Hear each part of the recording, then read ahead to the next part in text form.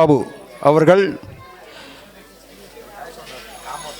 சனாதன வாழ்வு நெறி என்ற தலைப்பில் சொற்பொழி ஆற்ற உள்ளார்கள். அனைவரும் தவறாது கலந்து கொண்டு சனாதனம் என்றால் என்ன என்பதனை தெரிந்து கொள்வதற்கு வரும்படி அனைவரையும் கேட்டுக்கொள்கிறோம்.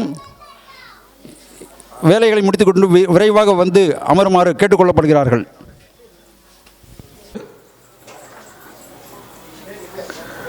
அஸ்மத் குருபியோ நமக, அஸ்மத் பரமகுருபியோ நமக, அஸ்மத் சர்வகுருபியோ நமக, ஸ்ரீமதே ராமானுஜாய நமக. ஸ்ரீமத் பிரம்மகுலாப்தி சந்திரமமலம் ஜாபாலி கோத்ரோத்பவம் ஸ்ரீரங்கார்யசுதம் புதாதி வினுதம் பக்தியாதி யோகான்விதம் ஸ்ரீ சௌராஷ்டிர சுபாஷயா கவிக்ருதம் வேதாந்தசீலப்ரதம் ஸ்ரீராமாப்ஜபதாஸ்ருதம் நடனகோபாலம் பஜேஹம் சதா.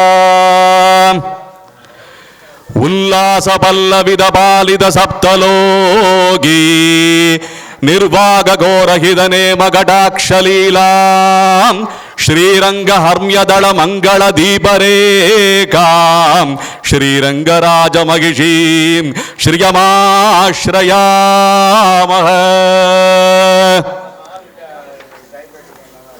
அருள்மிகு ஸ்ரீ புவனேஸ்வரி அம்பாள் ஆலயம் 68வது ஆண்டு பொங்கல் திருவாராதனை விழா சிறப்பாக நடைபெற்றுக் கொண்டிருக்கிறது. இந்த சமயத்திலே இந்த நிர்வாக குழுவினர் அடியனுடைய மிக நெருங்கிய நண்பராக இருக்கும் திரு சதானந்தம் ஐயா அவர்களுடைய முன்னேற்பாட்டில் ஒரு அருமையான சொற்பொழிவாற்ற வேண்டும் என்று அடியனை நியமித்திருக்கிறார்கள். தலைப்பு சனாதன வாழ்வு நெறி என்ற தலைப்பிலே அடியேன் சிறிது நேரம் விண்ணப்பிக்கப் போகிறேன். பல விஷயங்கள் இந்த தலைப்பில் பேச வேண்டிய அவசியம் இருக்கின்றன. அதில் நேர அவகாசம் என்ன இருக்கிறதோ அந்த அளவிலே அடியேன் சிறிய உபன்யாசமாக சொற்பொழிவாக பேச இருக்கிறேன். மக்களுக்கு பல அலுவல்கள் இருக்கலாம், பல தேவைகள் இருக்கலாம், பல கடமைகள் இருக்கலாம். இருந்தாலும் சிறிது நேரமாவது இந்த சொற்பொழிவை கேட்டு அவர்கள் சிலவற்றை வாழ்க்கைக்கு ஒரு முன்னேற்பாட்டாக செய்து கொள்ளலாம் என்பது அடியனுடைய நம்பிக்கை. ஆகையாலே இந்த சனாதன வாழ்வு நெறி என்ற தலைப்பை நாம் ஆலோசனை செய்து தேர்ந்தெடுத்திருக்கிறோம். சனாதன வாழ்வு நெறி என்பது நம்முடைய சம்பிரதாயத்துக்கு மிகவும் ஏற்றது, நம்முடைய வாழ்க்கைக்கு மிகவும் ஏற்றது. நம்முடைய பாரத தேசத்திலே அனைவரும் கடைபிடிக்க வேண்டிய வாழ்க்கை நெறி என்று சொல்லப்படுகிறது சனாதன வாழ்வு நெறி. சனாதன தர்மம் என்று அனைவராலும் இன்று வழக்கமாக ஒரு வார்த்தையாக ஆகிவிட்டது. நம்முடைய சம்பிரதாயத்தை குறிக்கும் வார்த்தையாக ஆகிவிட்டது. முக்கியமாக சனாதனம் என்றாலே என்ன பொருள் என்பது பல பேருக்கும் சந்தேகமாக இருக்கிறது. பொதுவாக சனாதன வாழ்வு நெறினா ஹிந்து தர்மம், ஹிந்து மதம் என்ற ஒரு வார்த்தை இப்போது சமீப காலமாக அதற்கு சமமாக சொல்லப்படும், இந்து தர்மத்துக்கு சமமாக உச்சரிக்கப்படும் வார்த்தையாக சனாதன தர்மம் என்று பல மக்கள், பலவேற்பட்ட மக்கள், அரசியல், ஆன்மீகம், விளையாட்டு, கேளிக்கை உலகம் ஆகிய அனைத்து உலக மக்களும், அனைத்து துறை சார்ந்த மக்களும் இந்த சனாதனம் என்ற வார்த்தையை உபயோகப்படுத்த ஆரம்பித்திருக்கிறார்கள். உண்மையிலேயே சனாதனம் என்ற வார்த்தை எப்போது ஆரம்பிக்கப்பட்டது, யாரால் உபயோகிக்கப்பட்டது என்று நாம் பார்த்தோமேயானால், சனாதனம் என்ற வார்த்தை பகவான் இந்த படைப்பு தொழிலை ஆரம்பிக்கும், சிருஷ்டி தொழிலை ஆரம்பிக்கும் போதிலிருந்தே சனாதனம் என்ற வார்த்தை உருவாகி இருக்கிறது. கிருஷ்ணம் தர்மம் சனாதனம் என்று சொல்வார்கள். கிருஷ்ணம் தர்மம் சனாதனம்.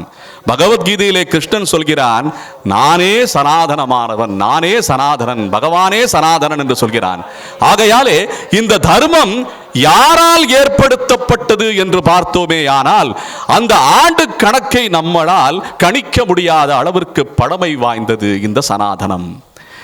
சனாதன தர்மம், சனாதன வாழ்வு நெறின்னு சொல்லும் போது சனாதனத்துக்குண்டான அர்த்தம் எப்படி நாம் பார்க்க முடியும் என்றால், இந்த பாஷையிலே, சம்ஸ்கிருத பாஷையிலும் சரி, நம்முடைய சௌராஷ்டிரா பாஷையிலும் சரி, தமிழ் பாஷையிலும் சரி ஒரு வார்த்தையை பின்னம் செய்தோமேயானால் பல அர்த்தங்கள் விளங்கும் நமக்கு. இந்த சனாதனம் என்ற ஒற்றை வார்த்தையை நாம் பின்னம் செய்தால் பல வகையான அர்த்தம் நமக்கு கிட்டும். எப்படி அப்படின்னு பார்த்தா, ச அப்படின்ற ஒரு வார்த்தை இந்த சனாதனத்தில் இருக்கிற முதல் ச. அப்புறம் எடுத்தோம்னா அனாதி என்று பிரிக்கலாம், சனாதனத்தை ச அனாதி. அப்புறம் தனம் என்று பிரிக்கலாம், சனாதனம் என்று பிரிக்கலாம். ச அனாதி தனம் என்று பிரிக்கலாம். இது ஒரு வகையான பிரிப்பு. இப்படி பிரித்து பார்க்கும்போது சா என்ற ஒற்றை அந்த எழுத்து இருக்கிறதே, அக்ஷரம் இருக்கிறதே, அது என்றால் பரபிரம்மத்தை குறிக்கும் என்று சொல்கிறார்கள். எப்படி? ச என்ற ஒற்றை எழுத்து பரபிரம்மத்தையே குறிக்குமாம். எப்படி நாம இதை உணர்வது அப்படின்னு பார்த்தோம்னா, இப்ப சத் சங்கம் என்று சொல்றோம். சத் சங்கம். இப்ப நம்ம எல்லாம் என்ன பண்ணிட்டு இருக்கோம்? சதஸ்ல உட்கார்ந்து சத் சங்கம் ஏற்படுத்தி கொண்டு சத் விஷயங்களை கேட்டுக்கொண்டு வருகிறோம். சத் விஷயம் ச இத் அப்படின்னு பார்த்தா சத் சங்கம். ச அப்படின்றால் பகவான், பகவானுடைய அங்கமாக இருக்கின்ற இந்த சங்கம், அதான் சத் சங்கம் என்று சொன்னா ஒரு சாவுக்கு பகவானே குறிக்கிறது அந்த வார்த்தை. சந்நிதின்னு சொல்றோம். சந்நிதி. ச என்றால் பகவான், அவன் அதிகமாக அருள் தருகின்ற ஒரு நிதியாக விளங்குவதால் அது சந்நிதி அப்படின்னு சொல்லப்படுகிறது. ஆகையாலே இந்த ச என்ற ஒற்றை எழுத்துக்கு இதை போல சொல்லிக்கிட்டே வரலாம். அப்படி பார்க்கும்போது சனாதனம் என்ற ஒற்றை அந்த வார்த்தையிலே இந்த சாவை தனியாக செய்தால் அது பகவானை குறிக்கும். அந்த பகவான் எப்பேற்பட்டவன் என்றால் அனாதியானவன். அவனுக்கு முதலும் கிடையாது, முடிவும் கிடையாது. அனாதியானவன் என்றால் சனாதன என்ற அந்த வார்த்தையிலிருந்து ச அனாதி அப்படின்னு சொல்றாங்க. பகவானே அனாதியானவன். அவனுக்கு எப்போது அவனுடைய பிறப்பு என்று நம்மால் தேதியிட முடியுமா என்றால் முடியாது. என்ன, நம்முடைய சம்பிரதாயத்திலே மிகவும் விசேஷமானது என்னவென்றால் பகவானுக்கு எல்லை கிடையாது, ஆனால் பகவானை அறிவித்தவர்களுக்கு எல்லை உண்டு. அது போன்ற மகான்களுக்கு பிறப்பு உண்டு, அவர்களுடைய அவதார கட்டம் முடியும் தருணமும் உண்டு. ஆனால் பகவானுக்கு பிறப்பும் கிடையாது, இறப்பும் கிடையாது என்று அஜாயமானோ விஜாய பாவதே அப்படின்னு சொல்லுவாங்க. அப்படின் போது அந்த பகவானுக்கு பிறப்பே கிடையாதுன்னு சொல்லும்போது அவன்தான் சனா அனாதி. ச அனாதி, அதுதான் நம்முடைய சொத்து தனம். ஆக ச அனாதி தனம் என்று பார்க்கும்போது மூன்று வார்த்தைகளாக பிரிந்து தனித்தனியாக பார்க்கும்போது அதுதான் அவனே நம்முடைய சொத்து. ச அனாதி தனம் என்ற வார்த்தால் அதுதான் சனாதனம் என்று முழுவை வருகிறது. இது ஒரு வகையான இந்த அர்த்தம் நமக்கு விளங்குகிறது, சனாதனம் அப்படின்னு சொல்லி. ஆக இந்த சனாதன தர்மத்திலே அவனை நோக்கிய பயணம்தான் சனாதன தர்மம். எப்படி? அவனை நோக்கிய பயணம் தான் சனாதன தர்மம். அப்படின்னா தர்மம் என்ன தனித்தனியா பிரிச்சு பார்க்கணும். தர்மம் என்ன? நாம் கடைபிடிக்க வேண்டிய வாழ்க்கை நெறி, வாழ்வு நெறி. அதுதான் என்னுடைய தலைப்பு. சனாதன வாழ்வு நெறி, அதான் சனாதன தர்மம் அப்படின்னு பார்க்கும்போது இன்றைய வாழ்க்கையிலே, இன்றைய உலக வாழ்க்கையிலே, இந்த விஞ்ஞான வாழ்க்கையிலே இந்த சனாதன தர்மம் நமக்கு எப்படி நம்மை வழி நடத்துகிறது, எப்படி இந்த வாழ்வு நெறி நமக்கு நம்முடைய வாழ்வை சிறக்க செய்கிறது என்று பார்த்தால், இந்த சனாதன தர்மம் எப்படி இருந்து எப்போதிருந்து ஆரம்பிக்கிறது அப்படின்னு பார்த்தோம்னா இது ரிஷி தர்மம் என்று சொல்லப்படுகிறது. ரிஷி தர்மம். பிறகு பார்த்தோம்னா வேத மார்க்கம் என்று சொல்லப்படுகிறது, வைதிக மார்க்கம் என்று சொல்லப்படுகிறது. அக்ஷரங்களால் அபியாசம் செய்யப்பட்ட வேதங்கள் அனைத்துமே பல விஷயங்களை நமக்கு தெரிவிக்கிறது, அறிவிக்கிறது. இந்த உலகம் எப்படி சிருஷ்டியானது, இந்த உலகத்தில் உள்ள தாதுக்கள் எவை, பஞ்சபூதத்தால் ஆனது, அந்த பஞ்சபூதத்தின் குணங்கள் எப்படி, அதில் உள்ள குணங்கள் எப்படி கலக்கிறது, இது போன்ற பல விஷயங்களை, பல தத்துவ விஷயங்களை, ஞான விஷயங்களை நமக்கு வெளிப்படுத்துகிறது வேதம். இந்த சனாதன தர்மத்தை ஒரு பாடமா கூட நம்ம படிக்கலாம். எப்படி கல்வி பாடம் நம்ம கல்லூரியில் படிக்கிறோம், பள்ளியில் படிக்கிறோம், அது போல கூட படிக்கலாம். இது போன்ற சொற்பொழிவுகளில் ருச்சி வரும் அளவில் நம்ம சிலதை கேட்டுக்கிட்டு கிரகித்து கொண்டு மேலும் அதையெல்லாம் வளர்த்து கொள்ளலாம். ரெண்டு விதமும் இருக்கு. நீங்க எப்படி எடுத்துக்கிறீங்களோ, பாடமா எடுத்துக்கிறீங்களோ, இல்லை ஒரு முன்னுரையா எடுத்துக்கிறீங்களோ, எப்படி எடுத்துக்கிட்டாலும் இது பயனுள்ளதாக இருக்கும் என்பது அடியனுடைய உண்மையான வார்த்தை. இது அப்படி இந்த சனாதன தர்மத்தை பற்றி நிறைய விஷயங்கள் பேசிக்கொண்டே வரும்போது மக்கள் சற்று கவனித்து காது கொடுத்து மனது கொடுத்து கேட்டால் நலம் என்பது அடியனுடைய விண்ணப்பம். ஏன்னா வீட்டு விஷயங்கள், நாட்டு விஷயங்கள் நிறைய நம்ம பேசுறதுக்கு வாய்ப்புகள் அநேகம் இருக்கின்றன. இது போன்ற சொற்பொழிவு நடக்கும்போது கொஞ்சம் சிரத்தையாக கேட்டால் உங்களுக்கும் நல்லது, இதை ஏற்பாடு செய்தவர்களுக்கும் மிக மகிழ்ச்சியாக இருக்கும், அடியனுக்கும் ஒரு அவகாசம் கொடுத்ததாக இருக்கும் என்பது அடியனுடைய ஒரு ஆசை.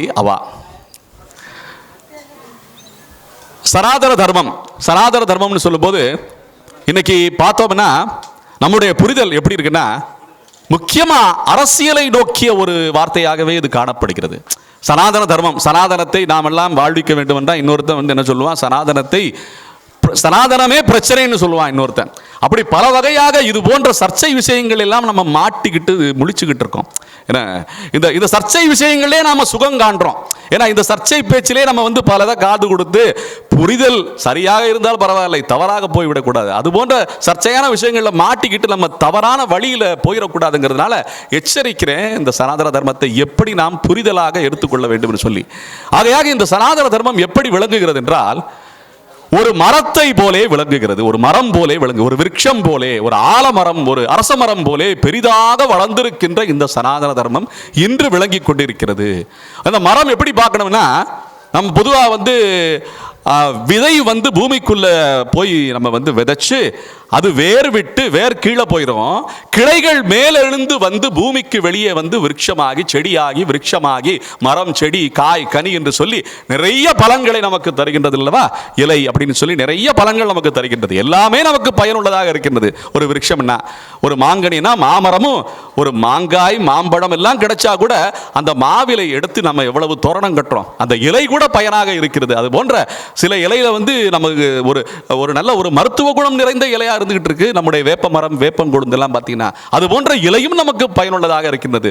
காய் கனி செடி இலை அப்புறம் போன்ற ஹோமம் எல்லாம் பண்ணும்போது, யாகம் எல்லாம் பண்ணும்போது நமக்கு வேண்டிய அந்த சமித்துகள் எல்லாமே பார்த்தீங்கன்னா இலையினுடைய அந்த கிளையில் அந்த கொம்புகள் எல்லாமே நமக்கு ஒரு உதவியாக இருக்கின்றது. நாம எல்லாம் ஹோமம் பண்றதுக்கு, யாகம் வளர்ப்பதற்கு சொல்லும்போது எல்லாமே பயனுள்ளதாக இருக்கின்றது ஒரு விருட்சத்திலே. அதுபோல இந்த சனாதன தர்மத்திலே, இந்த சனாதன வாழ்வு நெறியிலே சொல்லப்படும் விஷயங்கள் அனைத்துமே வாழ்க்கைக்கு பயனாக இருக்கின்றன என்பதை மனதில் வைத்துக் கொள்ளுங்கள். எப்படி அப்படின்னு பார்த்தா, இந்த மரம், இந்த விதை அப்படின்னு பார்த்தா, இந்த விதை எங்க இருக்குன்னா பூமிக்கு அடியில் நமக்கு கண்ணுக்கு தெரியாத வகையில் அந்த விதை விருட்சம் ஆயிருச்சு. அப்ப இந்த விதைன்னா யாருன்னா, இந்த விதைதான் பகவான், அவன் தான் வித்து அப்படின்னு சொல்றாங்க. அவன் தான் சத்து, அவன் தான் வித்து.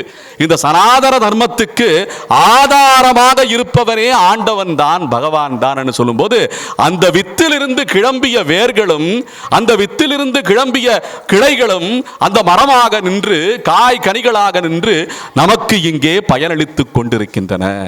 அந்த வித்தின் ஒரு பாகம்தான் நாம் எல்லாமே என்பதை புரிந்து கொள்ள வேண்டும். பொதுவா மரம்னா பூமியிலிருந்து விருட்சமாகுதுன்னு சொல்லுவாங்க. ஆனா இந்த சனாதன தர்மம் எப்படி விருட்சமாகுதுன்னா, தலைகீழாக வித்து ஆகாயத்திலே இருக்கின்றது. இந்த கிளைகளும் காய்களும் கனிகளும் கீழ் நோக்கி வளர்ந்திருக்கின்றன. அப்படின்னா என்ன அர்த்தம்? வேதத்தை ஓதிய பகவான் ஆகாயத்திலே இருக்கிறான். அவன் ஓதியது ஒலி மார்க்கமாக, வேத மார்க்கமாக, ரிஷிகளுக்கும் ஞானிகளுக்கும் அவர்களுடைய காதில் எட்டும் விதமாக, அவர்களுடைய புத்தியில் படும் விதமாக அவன் ஓதி அது எல்லாம் இன்று வேதங்களாக பிரிக்கப்பட்டு வேத பாகங்களாக விளங்கி கொண்டிருக்கின்றன. இந்த சனாதன தர்மத்தில் இது ஒரு மரம், தலைகீழாக வைக்கப்பட்ட மரம் என்று சொல்கிறார்கள். தலைகீழாக வைக்கப்பட்ட மரம் என்ன? வேதம் என்ன? பகவான் அவன் திருப்பார்க்கடலிலே சயனித்துக் கொண்டு பிரம்மாவுக்கு ஓதி இருக்கிறான் வேதத்தை. அந்த வேதத்தை வியாசர் பிரித்திருக்கிறார். ரிக், யஜூர், சாம, அதர்வன என்று பிரித்திருக்கிறார். பிறகு வந்த ரிஷிகள் எல்லாமே வேதாந்தங்களை எல்லாம் விவரித்திருக்கிறார்கள் உபனிஷத்துக்களுக்காக. அப்படின்னு சொல்லும்போது இந்த சனாதன தர்மம் ஓதப்பட்ட விஷயங்களே பார்த்தால் கடலளவு இருக்கின்றன. கொஞ்சம் நினைச்சு பார்க்கணும் நம்ம. அப்படின்னு பார்க்கும்போது இந்த வேதங்கள் எல்லாமே பகவானிடமிருந்து நேரடியாக பெறப்பட்ட இந்த வேதங்கள் எல்லாமே பூர்வபாகம் என்று சொல்லப்படுகிறது. பூர்வபாகம்னா முன்னாடி சொல்லப்பட்டது. எத்தனை வருஷத்துக்கு முன்னாடி சொல்லப்பட்டதுன்னு கணக்கு பார்த்தோம்னா கிட்டத்தட்ட ஒரு ஆயிரக்கணக்கான வருஷங்களுக்கு முன்னால் சொல்லப்பட்டவை என்று அறியப்படுகிறது இந்த வேத மார்க்கம். இந்த வேத பாகங்கள் எல்லாம் பூர்வ பாகம் என்று சொல்லப்படுகிறது. அதுதான் ஒரு மரத்தினுடைய வேர், பிறகு அதனுடைய கீழ் அடிப்பாகம், ஒரு மரத்தினுடைய அடிப்பாகம். அந்த மரத்திலிருந்து கிளம்பிய அந்த கிளைகள் தான் வேதாந்த பாகம் என்று சொல்லப்படுகிறது. வேதாந்தம் என்ன?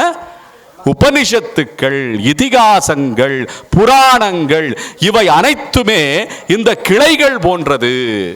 வேதத்தின் அடிப்பாகம் வேதம், வேதத்தின் கிளைப்பாகம் தான் இந்த வேதாந்தங்கள் எல்லாமே. ஒரு மரத்தின் அடிப்பாகம் தான் வேதம், அந்த மரத்தின் கிளைப்பாகங்கள் தான் வேதாந்தமான உபனிஷத்துக்களும் இதிகாசங்களும் என்று நம்முடைய ரிஷிகள், ஞானிகள், முன்னோர்கள், ஆச்சாரியர்கள் வகுத்து வைத்திருக்கிறார்கள் நமக்காக.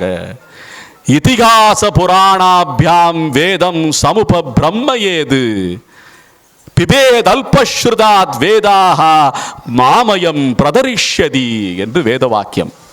இதிகாச புராணாபியாம் வேதம் சமுப பிரம்ம ஏது அப்படின்னா என்ன அர்த்தம்?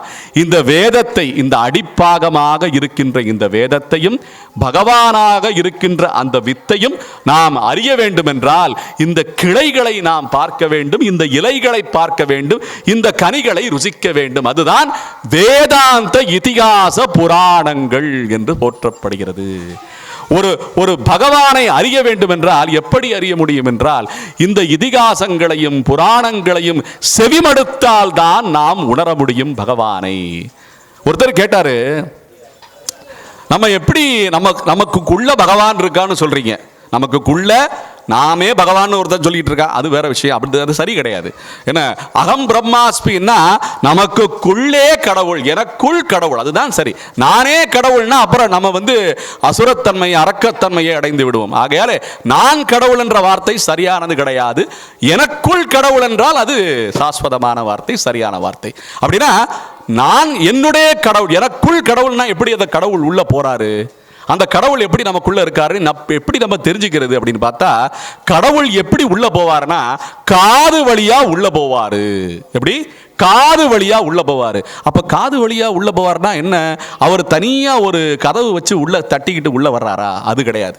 எப்படின்னா இந்த இதிகாச புராணங்களை நாம் செவிமடுக்கும் போது அந்த ஞான ரூபமாக பகவான் நமக்குள்ளே புகுகிறான், நம் மனத்திலே இருக்கிறான். என அதுதான் இதிகாச புராணத்துடைய மதிப்பு.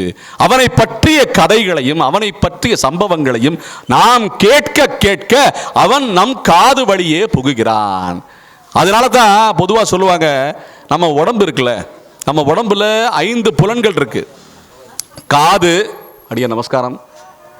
சனாதன தர்மம் எப்படி விளங்குகிறது என்றால் இதை போன்ற பெரியோர்கள், நம்முடைய சேது ஐயா அவர்களுடைய கருணையாலே தான் விளங்குகிறது சனாதன தர்மம். ரொம்ப சந்தோஷம். ஆகையாலே எப்படி பகவான் நமக்குள்ளே புகுகிறான், நமது மனதுக்குள்ளே புகுகிறான் என்றால் காது வழியாக புகுகிறான். அப்படின்னா இந்த புலன்கள் எல்லாம் பார்த்தீங்கன்னா இயற்கையாகவே சனாதனமான புலன்கள். நம்முடைய கண்ணு, காது, வாயு, அப்புறம் மூக்கு, நம்முடைய சுவாசத்துக்கு உண்டான அந்த வழிதான் மூக்கு அப்படின்னு பார்த்தீங்கன்னா உடல் அப்படின்னு பார்த்தீங்கன்னா இதில் எல்லா பாகத்தையும் நம்மால் சுயமாக அடைத்து கொள்ள முடியும். ரொம்ப சுவாரஸ்யமான விஷயம் கேளுங்க. இப்ப கண் இருக்கு, கண்ணு யாருடைய எந்த ஒரு உபகரணமும் இல்லாம நாமளா மூட முடியுமா? கண்ணை மூடிக்கலாம்ல? நீங்க பதில் சொல்லணும். இப்ப கண்ணை நம்மளா மூடிக்கலாமா? சரி. வாயை நம்மளா மூடிக்கலாமா?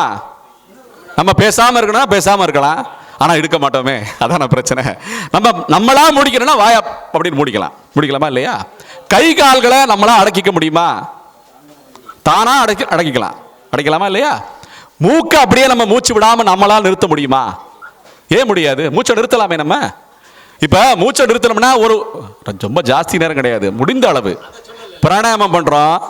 மூச்சை நம்மளா இப்ப எந்த ஒரு மூக்கை நம்ம கையால தொடாம எந்த ஒரு உபகரணமும் இல்லாம நாமளா நம்ம முடிக்க முடியுமா இல்லையா? நம்ம மூச்சை நிறுத்தலாமா இல்லையா? ஒரு நிமிஷமாச்சும் நிறுத்த முடியும். முக்கியமா இந்த மஹால் பக்கம்லாம் போகும்போது சில மக்கள் செய்கின்ற அந்த அலாச்சட்டியத்தினால நம்ம மூக்க சுவாசம் பண்ண முடியல, அந்த அளவுக்கு இருக்கு அந்த பக்கம்லாம் போகும்போது. மஹால் பக்கம்னா மஹால் அந்த வலது பக்கத்துலையும் இடது பாகத்துலையும் பார்த்தீங்கன்னா அப்படிதான் இருக்கு. அதனால அந்த நேரத்தில் மூக்கை நம்ம மூச்சை நிறுத்திட்டு தான் போகணும். பிராணாயாமம் பண்ணாதவங்களும் அங்கே பிராணாயாமம் பண்ணிடுவாங்க. அப்படிதான் இன்னைக்கு உலகம் போயிட்டு இருக்கு. ஆகையால இந்த மூச்சை நம்மளால் சுயமாக அடக்கிக் கொள்ள முடியும். ஒரு ஒரு ஒரு எந்திரத்தை மட்டும், ஏன்னா ஒரு எந்திரத்தை மட்டும், இந்த கண்ணு, வாயு, மூக்கு, அந்த கை கால்கள் எல்லாத்தையும் அடக்கிடலாம். ஆனால் ஒன்றை மட்டும் சுயமாக அடக்கவே முடியாது. அது எது? காது. அது காது. காதை மட்டும் சுயமாக நாம் கேட்காமல் இருக்க முடியுமா? கையால பொத்திக்கிறத பத்தி சொல்லல. நாம எதுவும் எந்த உபகரணமும் இல்லாம பஞ்ச வச்சு அடத்திக்கிறது எதுவும் இல்லாம நாமளா காதை அடைத்துக் கொள்ள முடியுமா அப்படின்னு பார்த்தா முடியாதது. என்ன காரணம்? ஏன் காது மட்டும் எப்போதே திறந்து கிடக்கிறது? எப்போதுமே காது திறந்து கிடக்கிறது. எதற்காக திறந்து கிடக்கிறது என்றால், அந்த பகவான் சம்பந்தமான ஞான விஷயங்களையும் அந்த பகவான் சம்பந்தமான வைபவங்களையும் நாம் எல்லாம் கேட்க வேண்டும் என்பதற்காக, அவன் புக வேண்டும் என்பதற்காக காதை எப்போதுமே திறந்தே வைத்திருக்கிறான் பகவான். அவனுடைய சிருஷ்டி ரகசியம் இதுதான். ஆகையாலே இதிகாச புராணங்களை நாம் எல்லாம் செவிமடுத்து அவனை உள்ளே புகுத்திக் கொள்ள வேண்டும். உள்ளே இருக்கின்ற அவனை நாம் உணரும் வண்ணம் நாம் செய்து கொள்ள வேண்டும் என்பதற்காக அவன் காதை எப்போதுமே திறந்தே வைத்திருக்கிறான் பகவான். என்ன ஒரு அற்புதமான சிருஷ்டி பாருங்க நம்ம உலகத்துல. அப்படின்னு பார்க்கும்போது இன்னைக்கு இந்த சனாதன தர்மம் எப்படி விளங்கி கொண்டிருக்கிறது? இதெல்லாம் அடியேன் சொன்னது எல்லாமே சனாதன தர்மம் எப்படி உருவாகி இருக்கிறது, எப்படி வளர்ந்து இருக்கிறது, எப்படி இன்று உலகமெல்லாமே விரிந்து காணப்படுகிறது என்பதை உணர்த்துவதற்காக அடியேன் சிறிது விளக்கினேன். இப்ப இன்னைக்கு தேதிக்கு, இன்னைக்கு வாழ்க்கை முறையில் சனாதன தர்மம் எப்படி இருக்குன்னு பார்த்தீங்கன்னா, ஒரு சிறு கதை. ஒரு நல்ல கல்லூரி, ஒரு கல்வி ஸ்தாபனம், என்ன நல்லா கேளுங்க, காது கொடுத்து கேளுங்க. ஒரு நல்ல கல்வி ஸ்தாபனம், நல்ல கல்லூரி ரொம்ப அருமையாக ஆரம்பிக்கப்பட்டதுங்க. அந்த கல்லூரியில் நிறைய பேர் வந்து படித்தாங்க, நிறைய பேர் தேர்ச்சி பெற்றார்கள். அப்படியே அந்த கல்லூரி வளர்ந்துக்கிட்டே வந்துச்சு. ஒரு நிலையில் என்ன ஆச்சு? அங்கே வந்து படிக்கிற அந்த மாணவர்கள் இந்த கல்வியிலே நாட்டம் இல்லாமல், அதை கற்பதற்கு ஆவல் இல்லாமல், வேறு விஷயங்களிலே, கேளிக்கைகளிலும் விளையாட்டிலும் என பல அரசியல்களிலையும் ஈடுபட்டு அவங்க அந்த கல்லூரிக்கு வர்றதையே புறக்கணிக்க ஆரம்பித்து விட்டார்கள். இது கதை, நல்ல காது கொடுத்து கேளுங்க. இது இன்றைய நிலைமை விவரிக்கும் கதை. ஏன்னா இந்த கல்லூரிக்கு வராம கல்லூரிய புறக்கணிக்க ஆரம்பித்து விட்டார்கள். வகுப்பறைக்கு வருவதில்லை, வாத்தியார் சொல்வதை கேட்பதில்லை, அலாச்சட்டியமாக வெளியிலே சுற்ற ஆரம்பித்து விட்டார்கள். அப்படி திரியும் போது அங்க இருக்கிற 100% வந்து கொண்டிருந்த மாணவர்கள் கொஞ்சம் கொஞ்சமாக 30%, 40%, 50% என்று குறைந்து கொண்டே வந்து அவர்கள் எல்லாம் வெளியே திரிய ஆரம்பித்தவர்கள் தனித்தனியாக பாடசாலைகளை ஆரம்பித்து விட்டார்கள். எப்படி? தனித்தனியாக பாடசாலைகள். அவங்க இஷ்டத்துக்கு அவங்களுக்கு என்ன வேணுமோ, சூதாட்டம் விளையாடணுமா சூதாட்ட கூடம், என்ன ஒரு விளையாட்டு விளையாடணுமா அந்த விளையாட்டு கூடம், இல்ல ஒரு கேளிக்கை இருக்கா கேளிக்கை கூடம், அப்படின்னு சொல்லி பலவிதமான அவங்களுக்கு தேவையான கல்விகளை எல்லாம் அவர்கள் கற்பதற்காக, அவர்கள் அதை அனுபவிப்பதற்காக என்று பல பள்ளிகளை ஆரம்பித்து விட்டார்கள். இந்த பள்ளிக்கு வரும் கூட்டம் குறைந்து கொண்டே வந்தது. ஆனால் இருந்தாலும் பள்ளி நடைபெற்று கொண்டே இருந்தது. அவர்களுடைய கூட்டம் பெருகிக் கொண்டே வர ஆரம்பித்து விட்டது. இங்கே சேருபவர்களுடைய கூட்டம் குறைந்து கொண்டே வந்தது. இருந்தாலும் அந்த பள்ளி, அந்த கல்வி ஸ்தாபனம் நடந்து கொண்டே இருக்கிறது. அப்படி அந்த குறைந்து காணப்படக்கூடிய கூட்டம் எங்கே இருக்கிறது இந்த உலகத்திலே? அந்த குறைந்த மக்கள் அந்த அருமையான சனாதனமான கல்வியை, என்ன இந்த பகவானை உணரக்கூடிய கல்வியை கேட்கக்கூடியவர்கள் மிக மிக குறைந்து காணப்படுகிறார்களே. அந்த குறைந்த கூட்டம் எங்கே இருக்கிறது என்றால், இங்கே இந்த புவனேஸ்வரி அம்மன் ஆலயத்தின் முன்னே நாம இருந்து கொண்டிருக்கிறோம் என்பதை உணர வேண்டும். என இந்த குறைந்தபட்ச கூட்டம் இந்த பகவானை பற்றி அறியக்கூடிய, அவனை உணரக்கூடிய, சனாதன தர்மத்தை பற்றிய ஒரு விழிப்புணர்வு ஏற்படுத்தக்கூடிய வகையிலே அமர்ந்து கொண்டிருக்கின்ற கூட்டம் யார் என்றால் அது நாமே என்பதை உறுதிப்படுத்திக் கொள்கிறேன். இதான் உண்மை. அப்படின்னா இது கேட்காதவங்க தான் அதிகபட்சமா இன்னைக்கு உலகத்தில் இருக்கிறாங்க. உலக சுகத்திற்காகவும் உலக இன்பத்திற்காகவும் அலைந்து கொண்டே இருக்கிறார்கள். இந்த புலன் சுகத்திற்காக மட்டுமே அலைந்து கொண்டிருக்கின்ற கூட்டம் அவைகள் எல்லாம். சனாதன தர்மத்திலே இப்ப இதிகாச புராணம் பத்தி சில வார்த்தைகள் சொன்னேன். இந்த இதிகாச புராணத்தை கேட்டாதான் பகவானை உணரக்கூடிய வாய்ப்பு இருக்கு, வேற வாய்ப்பே கிடையாது என்று சொல்லி சனாதனம் சொல்கிறது. ஏன் அப்படி சொல்லணும்? ஏன்பா, நான் தான் கோயிலுக்கு போறேன், இப்பதான் அம்மனை வழிபட்டேன், இப்பதான் அம்மன் கோயிலில் பிரசாதம் எல்லாம் கொடுத்தாங்க, அப்ப இது எல்லாம் பண்ணா நம்மளால உணர முடியாதா அப்படின்னு கேட்டா அது முழுமை பெறாது. அது ஒரு சிறிய நிலையிலே இருந்து கொண்டே இருக்கும். அம்மனை பார்க்கறது, அம்மன்ட்ட வேண்டுறதெல்லாம் நடக்கிறதா இல்லையான்னு சொல்லி மறுபடியும் நேர்த்தியை நிறைவேற்றுறது, இது எல்லாமே பார்த்தீங்கன்னா ஒரு வியாபார நிலை. அப்படின்னா இந்த நிலையிலிருந்து மேம்பட்ட நிலைக்கு நாம் வர வேண்டும் என்பதற்காகத்தான் இத்தனை இதிகாசங்களும் புராணங்களும் நமக்காக நாம் எல்லாம் கேட்க வேண்டும் என்பதற்காக காத்து கொண்டிருக்கின்றன. என்ன சொல்லுது இதிகாச புராணத்தில்? எதை பற்றி சொல்லுதுன்னா, தர்மேச்ச அர்த்தேச்ச காமேச்ச மோக்ஷேச்ச பரதர்ஷப இதிஹஸ்தி ததன்யத்ர நேஹஸ்தி ந தத்வசித். என்ன சொல்லுது இது? தர்மேச்ச அர்த்தேச்ச காமேச்ச மோக்ஷேச்ச பரதர்ஷப.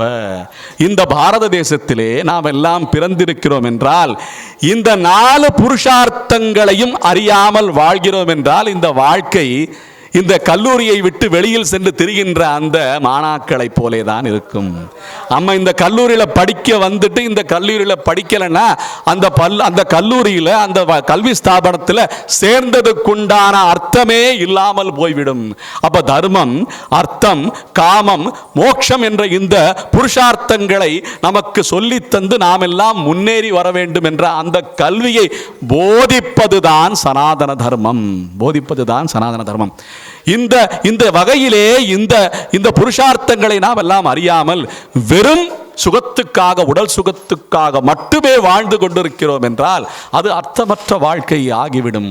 இதுதான் பகவத்கீதையிலையும் மகாபாரதத்திலையும் நமக்கு சொல்லித்தரப்படும் கல்வி. சொல்லித்தரப்படும் கல்வி. இதை நாம் கேட்டு இருக்கிறோமா, இதை நாம் உணர்ந்திருக்கிறோமா அப்படின்னு பார்த்தா ஒரு பெரிய கேள்விக்குறியா தான் இருந்துகிட்டு இருக்கு. இது ஒரு தொடர் முயற்சியாக செய்து கொண்டு வரப்பட வேண்டும்.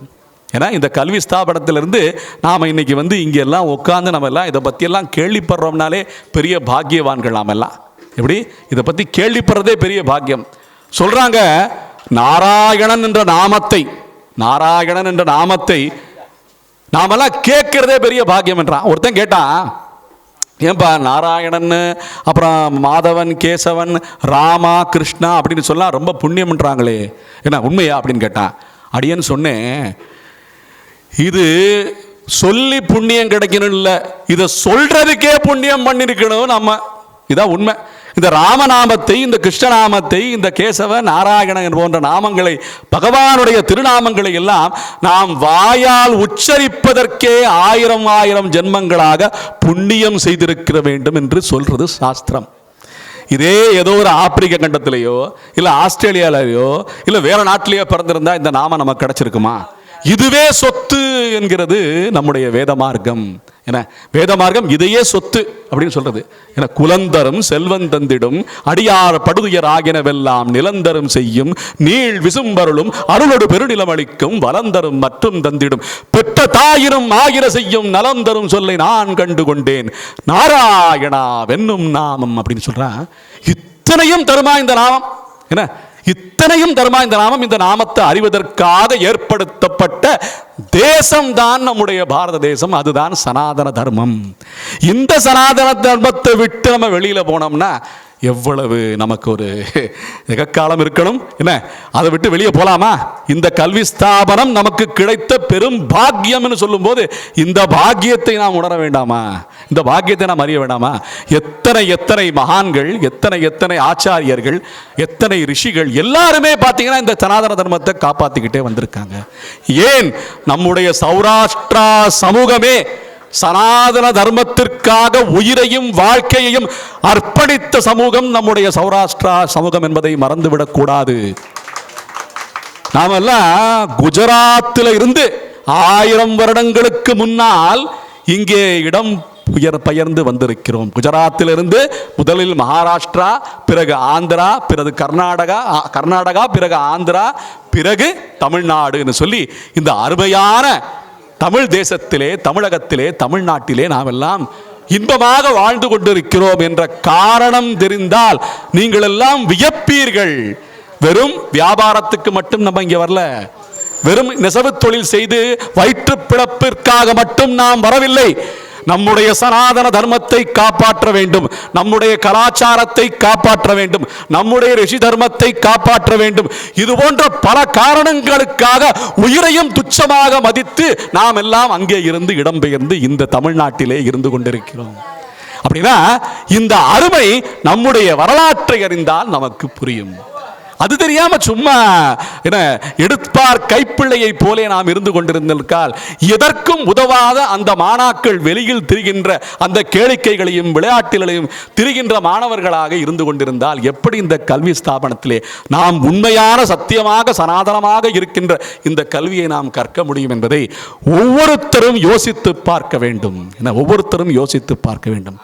இது ஒரு சாதாரண விஷயம் கிடையாது. மைக்கு சவுண்டு கொஞ்சம் கூட்டலாம்னு நினைக்கிறேன். இந்த சனாதன தர்மம் என்ற தலைப்பிலே ஏதாவது ஒரு பேர் வைக்கணும். இந்த சனாதனத்தை நம்முடைய வாழ்க்கை நெறியோடு நெருக்கப்படுத்தி கொள்ள வேண்டும். ஏன்னா இந்த சனாதனம் என்ற வார்த்தையை யாருமே வீட்டில் உபயோகப்படுத்துறதா தெரியல. ஆனால் சனாதனம் என்ற வார்த்தை வேதத்திலே நிரம்ப காணப்படுகின்றன, நிரம்ப வேதத்திலே காணப்படுகின்றன. அப்படின்னு பார்க்கும்போது நம்ம ஏன் சனாதனம் என்ற வார்த்தையை ஒரு ஸ்தாபனத்துக்கு வைக்கக்கூடாது என்ற ஒரு கேள்வி பிறந்தது. அப்படி பிறந்ததுனாலே நம்ம ஊரில் முக்கியமாக வந்து பார்த்தீங்கன்னா கோயில் இருக்கு, குளங்கள் காணா, கோசாலை காணா, என்ன நந்தவனம் காணா. ஒரு கோயிலுடைய லட்சணம் எப்படி இருக்க வேண்டும்னு சொல்கிறேன். ஒரு கோயில் என்பது ஒரு சமுதாய கூடம் போலே. இன்னைக்கு இந்த புவனேஸ்வரி அம்மன் ஆலயம் ஒரு தெருமுனை கோயிலாக இருந்தாலும் இங்கே வாழ்கின்ற இந்த மக்களுக்கு ஒரு சமுதாய கூடத்தை ஏற்படுத்தி கொடுக்கிறது என்றால் அதுதான் கோயிலுடைய மதிப்பு. இத்தனை ஜனங்கள் சேருவதற்கு இன்னைக்கு எல்லாம் பார்த்தீங்கன்னா கெட்டுகெதர்னு போயிட்டு இருக்காங்க. என்ன கெட்டுகெதர்? ஆண்டவனை நினைக்காத அந்த சுவையான உணவுகளை மட்டும் சாப்பிட்டு கொண்டு நாம் எல்லாம் விசாரித்து கொண்டு நலம் பார்த்தால் அது எல்லாம் வந்து அல்பமான விஷயம். இதில் எத்தனை விஷயங்கள் நடக்குது பாருங்க. விளக்கேற்றுறாங்க, என்ன பெண்டீர்கள் எல்லாமே நல்ல கலாச்சார உடை அணிந்து கொண்டு நல்ல பக்தியோட வழிபடுகிறார்கள். மந்திரம் ஓதப்படுகிறது, பகவானுடைய சிந்தனை நமக்கு பிறக்கிறது, சொற்பொழிவு ஏற்படுத்தப்பட்டிருக்கிறது. இத்தனை விஷயங்களையும் ஆண்டவனை நினைக்கக்கூடிய வகையிலே அமைந்திருக்கிறது என்றால் இதுதான் உண்மையான சத்சங்கங்கள். அதுதான் இந்த சனாதன தர்மத்தினுடைய மதிப்பு. அடியேன் ஏன் சொல்ல வந்தேன்னா, இந்த மாதிரி ஏற்பாடுகள் எல்லாமே ரொம்ப விசேஷமானது, மங்களமானது. வீட்டில் நமக்கு சுபகாரியங்கள் நடக்கக்கூடிய வகையிலே இது இருந்து கொண்டிருக்கிறது. உண்மையிலே நடக்குதுங்க. நிறைய விஷயங்கள் வீட்டிலே தடைபட்டு இருக்கிறது. கல்யாணம் நடக்கலை, குழந்தை பிறக்கலை, இதெல்லாம் பண்ணணும்னா நிறைய பரிகாரங்கள் சொல்கிறாங்க. ஒரு உத்தம பிராமணனுக்கு எளிய வாழ்க்கை வாழ்கின்ற பிராமணனுக்கு நாம் நல்ல பொழுதிலே, நல்ல வேளையிலே, நல்ல சந்தர்ப்பத்திலே நல்ல ஒரு யாகமோ ஒரு ஹோமமோ நல்ல ஒரு சிரத்தையாக செய்யப்படும் அந்த வேள்வியை செய்துவிட்டு தானம் அளித்தால் அந்த தடை நீங்குகிறது. அந்த விவாகமோ இல்லை அந்த சந்தான பிராப்தியோ எல்லாமே கிடைக்கிறது என்பது உணரப்பட்ட அனுபவபூர்வமான உண்மை. இது எங்க குடும்பத்திலையும் நடந்துகிட்டு இருக்கு. இதெல்லாம் உணரணும். அதுக்கு உத்தமமான பாகவதர்களும் பிராமணர்களும் வேண்டும். அதான் ரொம்ப முக்கியம். இந்த சனாதன தர்மத்தில் முக்கியமா சொல்லப்படுறது எளிமையான வாழ்க்கை. அந்த எளிமையான வாழ்க்கையை வாழ்பவர்கள், நமக்கு வழிகாட்டியாக இருப்பவர்கள் தான் பிராமண சமுதாயம். அப்பேற்பட்ட பிராமண சமுதாயத்தை சேர்ந்தவர்கள் தான் நம்முடைய சௌராஷ்டிரா சமூகத்தை சேர்ந்தவர்கள் என்பதை நினைவு கூறுகிறேன். ஆகவே நம்முடைய சனாதன வாழ்வு நெறி அப்படின்னு பார்த்தாலே முதல்ல நாம யாருன்னு நம்ம தெரிஞ்சுக்கணுமா இல்லையா? என்ன, நம்ம பழகிற மக்கள் பலவிதமாக இருக்கலாம், இருந்தாலும் நாம் யார் என்ற அடையாளத்தை விட்டுவிடக்கூடாது என்பதற்காக வலியுறுத்துகிறேன். ஆக இந்த குஜராத்திலே இருந்து இடம்பெயர்ந்து வந்த நம் சமூக மக்களை ஆதரித்து அரவணைத்து நம்ம எல்லாம் ஏற்றுக்கொண்டு நமக்கு நன்மதிப்பை எல்லாம் வழங்கி நம்மை வாழ வைக்கிறவர்கள் இந்த தமிழ்நாட்டு தமிழ் தேசத்து மக்கள் அனைவருமே என்பதை நாம் மறந்துவிடக்கூடாது. அவர்களையும் நாம் மறந்துவிடக்கூடாது. நம்ம எல்லாம் நல்ல மதிப்பு கூட்டி நம்முடைய கலாச்சாரத்தையும் நம்முடைய பண்பாட்டையும் எல்லாமே மேம்பட்டதாக ஆக்கிக் கொள்ளும் வகையிலே நம்முடைய தமிழ் மக்கள் எல்லாம் நம்மளை ஆதரித்து வருகிறார்கள் என்றால் எவ்வேற்பட்ட மகத்தான விஷயம் அது என்பதை எல்லாம் நாம் உணர வேண்டும். எப்பவுமே ஒரு சமூகம் ஒரு இடத்தை விட்டு இன்னொரு இடத்துக்கு புலம்பெயர்கிறது என்றால் அந்த கூட்டத்தை அகதியாகத்தான் பார்ப்பார்கள். என்ன இன்னைக்கு நிறைய பார்த்தீங்கன்னா வாழ்வாதாரத்தை இழந்து ஒரு இடத்திலிருந்து இன்னொரு இடத்துக்கு வர்றாங்க அப்படின்னா அவங்கள ஒதுக்கி வேற இடத்துல தான் வைப்பாங்க. அதான் நடக்கும். பெருவாரியான சமூகத்தை பார்த்தீங்கன்னா ஊருக்கு வெளியிலே அவர்களுக்கு கொட்டகை அமைக்கப்பட்டு கூடாரங்கள் அமைக்கப்பட்டு அங்கே தான் வாழ வைப்பாங்க.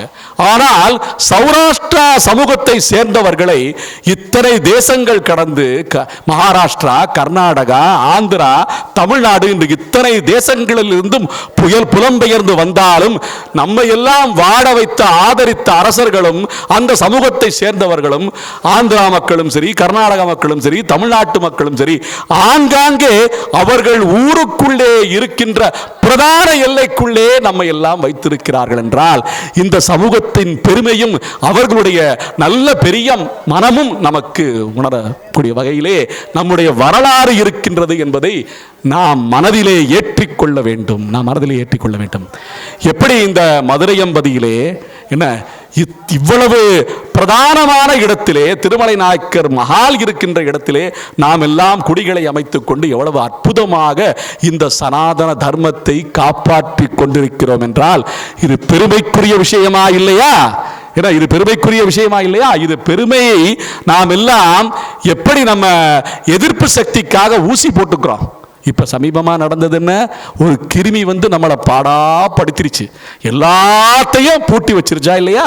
எல்லாத்துக்கும் மௌன விரதம், உண்ணாவிரதம், எல்லா விரதங்களையும் சொல்லி கொடுத்தது அந்த கிருமி. என்ன இல்லையா? அதுபோல எல்லாத்தையும் அடக்கி கொண்டு வாழ்ந்தால் கூட நம்ம சமூகம் எல்லாமே பார்த்தீங்கன்னா நல்ல ஒரு தேர்ச்சி பெற்ற சமூகமாக, நல்ல ஒரு எல்லாருடனும் அனுசரித்து போகக்கூடிய சமூகமாக விளங்கி கொண்டிருக்கிறது. இதுதான் சனாதன வாழ்வு நெறி. நமக்கு ஏன் இந்த மதிப்பு கிடைத்தது? மற்றவர்களும் ஏன் நம்மை மதித்தார்கள்? நாமும் மற்றவர்களோடு சுமூகமாக எப்படி சேர்ந்து பழகி அவர்களுடைய வாழ்க்கைக்கும் ஒரு ஆதாரமாக விளங்கி கொண்டிருக்கிறோம் என்றால் அதுதான் சனாதன வாழ்வு நெறி. அதுதான் சனாதன தர்ம வாழ்வு நெறி. இதைவிட ஒரு சிறந்த உதாரணம் வேற எதுவுமே சொல்ல முடியாது. அப்பேற்பட்ட சனாதன வாழ்வு நெறியை நாம் எல்லாம் வாழ்ந்து கொண்டிருக்கிறோம். மற்றவர்களுக்கும் உதாரணமாக வாழ்ந்து காட்டிக் கொண்டிருக்கிறோம் என்பதுதான் உண்மை. இன்னைக்கு இருக்கிற வாழ்க்கை நிலை, இப்ப இத்தனை விஷயங்கள் அடியேன்னு சொன்னேன், எல்லாம் பெருமைக்குரிய விஷயங்கள். எதையுமே நம்ம குறை சொல்ல முடியாது. எல்லாமே பார்த்தீங்கன்னா ரொம்ப அருமையா அற்புதமான சமூகம் அப்படி வளர்ந்திருக்கு. எல்லாமே விருட்சமாக வளர்ந்திருக்கிறது. வேத மார்க்கமும் சரி, வேதாந்த மார்க்கமும் சரி அப்படின்னு பார்த்தீங்கன்னா பிரமிப்பாக இருக்கிறது. அப்படி இருக்கும்போது இன்னைக்கு நிலைமையில எப்படி இருக்கு சனாதன தர்மம் அப்படின்னு பார்த்தோம்னா சில விஷயங்கள் நமக்கு ரொம்ப என்ன சொல்றது, ஒரு வேடிக்கையாக தான் இருக்கு. அப்படிதான் சொல்லணும், வேடிக்கையா இருக்கு. அடியன் பேசும்போது நிறைய பேர் சொன்னாங்க, நீங்க ரொம்ப சீரியஸா பேசுறீங்க, ரொம்ப கருத்துக்களெல்லாம் சொல்றீங்க, தவிர ஒரு தமாஷ் ஏற்படுத்துற மாதிரி, ஒரு கேளிக்கை பண்ற மாதிரி எதுவும் சொல்ல மாட்டேங்கிறீங்கன்றது நிறைய பேர் விண்ணப்பித்தார்கள் அடியன்ட்ட. ஏன்னா அதுவுமே வேணும், அதுவுமே இன்னைக்கு வேணும்ல. இன்னைக்கு சனாதன தர்மத்தில் முக்கியமா போற்றப்படுகிற விஷயங்கள் எப்படி மாறி இருக்குன்னு பார்த்தா அதுவே வேடிக்கையா இருக்கும். சனாதன தர்மத்தில் எப்படி இன்னைக்கு விளங்கிட்டு இருக்குன்னு பார்த்தா வேடிக்கையா இருக்கும். இப்போ உதாரணத்துக்கு ஒரு விஷயம் சொல்றேன். வாழைப்பழம் அப்படின்னு சொன்னா என்ன ஞாபகம் வரும் உங்களுக்கு? வாழைப்பழம் சொன்னா என்ன ஞாபகம் வருது? கவுண்டமணி கதை என்றார் இவரு. ஐயா ரொம்ப அருமையா சொன்னீங்க, சரியா சொன்னார் பாத்தீங்களா? வாழைப்பழம்னு சொன்ன உடனே கவுண்டமணி கதை ஞாபகம் வருது. அடியனுக்கு என்ன ஞாபகம் தெரியுமா? விதுராழ்வான் ஞாபகத்திற்கு வருகிறார். விதுராழ்வான்னா யாரு?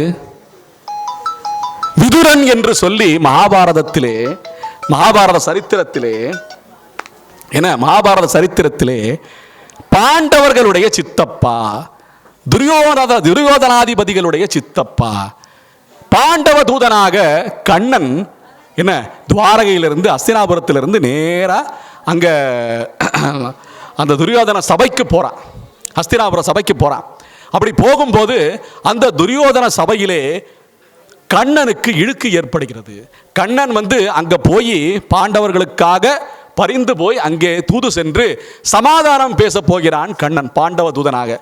அப்படி போகும்போது அங்கே எல்லாமே பீஷ்மாச்சாரியர் இருக்கிறார், ஏன்னா பாண்டவர்கள் துரியோதனன் இருக்கிறான், அவங்களுடைய திருதராஷ்டிரன் இருக்கிறான், அரசனாக திருதராஷ்டிரன் விளங்கி கொண்டிருக்கிறான், இத்தனை 100 சகோதரர்கள் இருக்கிறார்கள். அப்படியே எல்லாருமே சபையில் இருக்கும்போது என்ன அங்கே சபையில் துரோணாச்சாரியர் இருக்கிறார், ஆச்சாரியர் துரோணாச்சாரியர் இருக்கிறார், எல்லாருமே இருக்காங்க. கண்ணன் வந்த உடனே கண்ணனை அழைத்து தன் வீட்டுக்கு அனைவரும் அழைத்திருக்கிறார்கள். பீஷ்மாச்சாரியர் அழைத்திருக்கிறார், துரியோதனன் அழைத்திருக்கிறான், எல்லாருமே என் வீட்டுக்கு வரணும், என் வீட்டுக்கு வரணும், என் வீட்டுக்கு வரணும் அழைச்சிருக்காங்க. கண்ணன் யார் வீட்டுக்கும் போகலையா.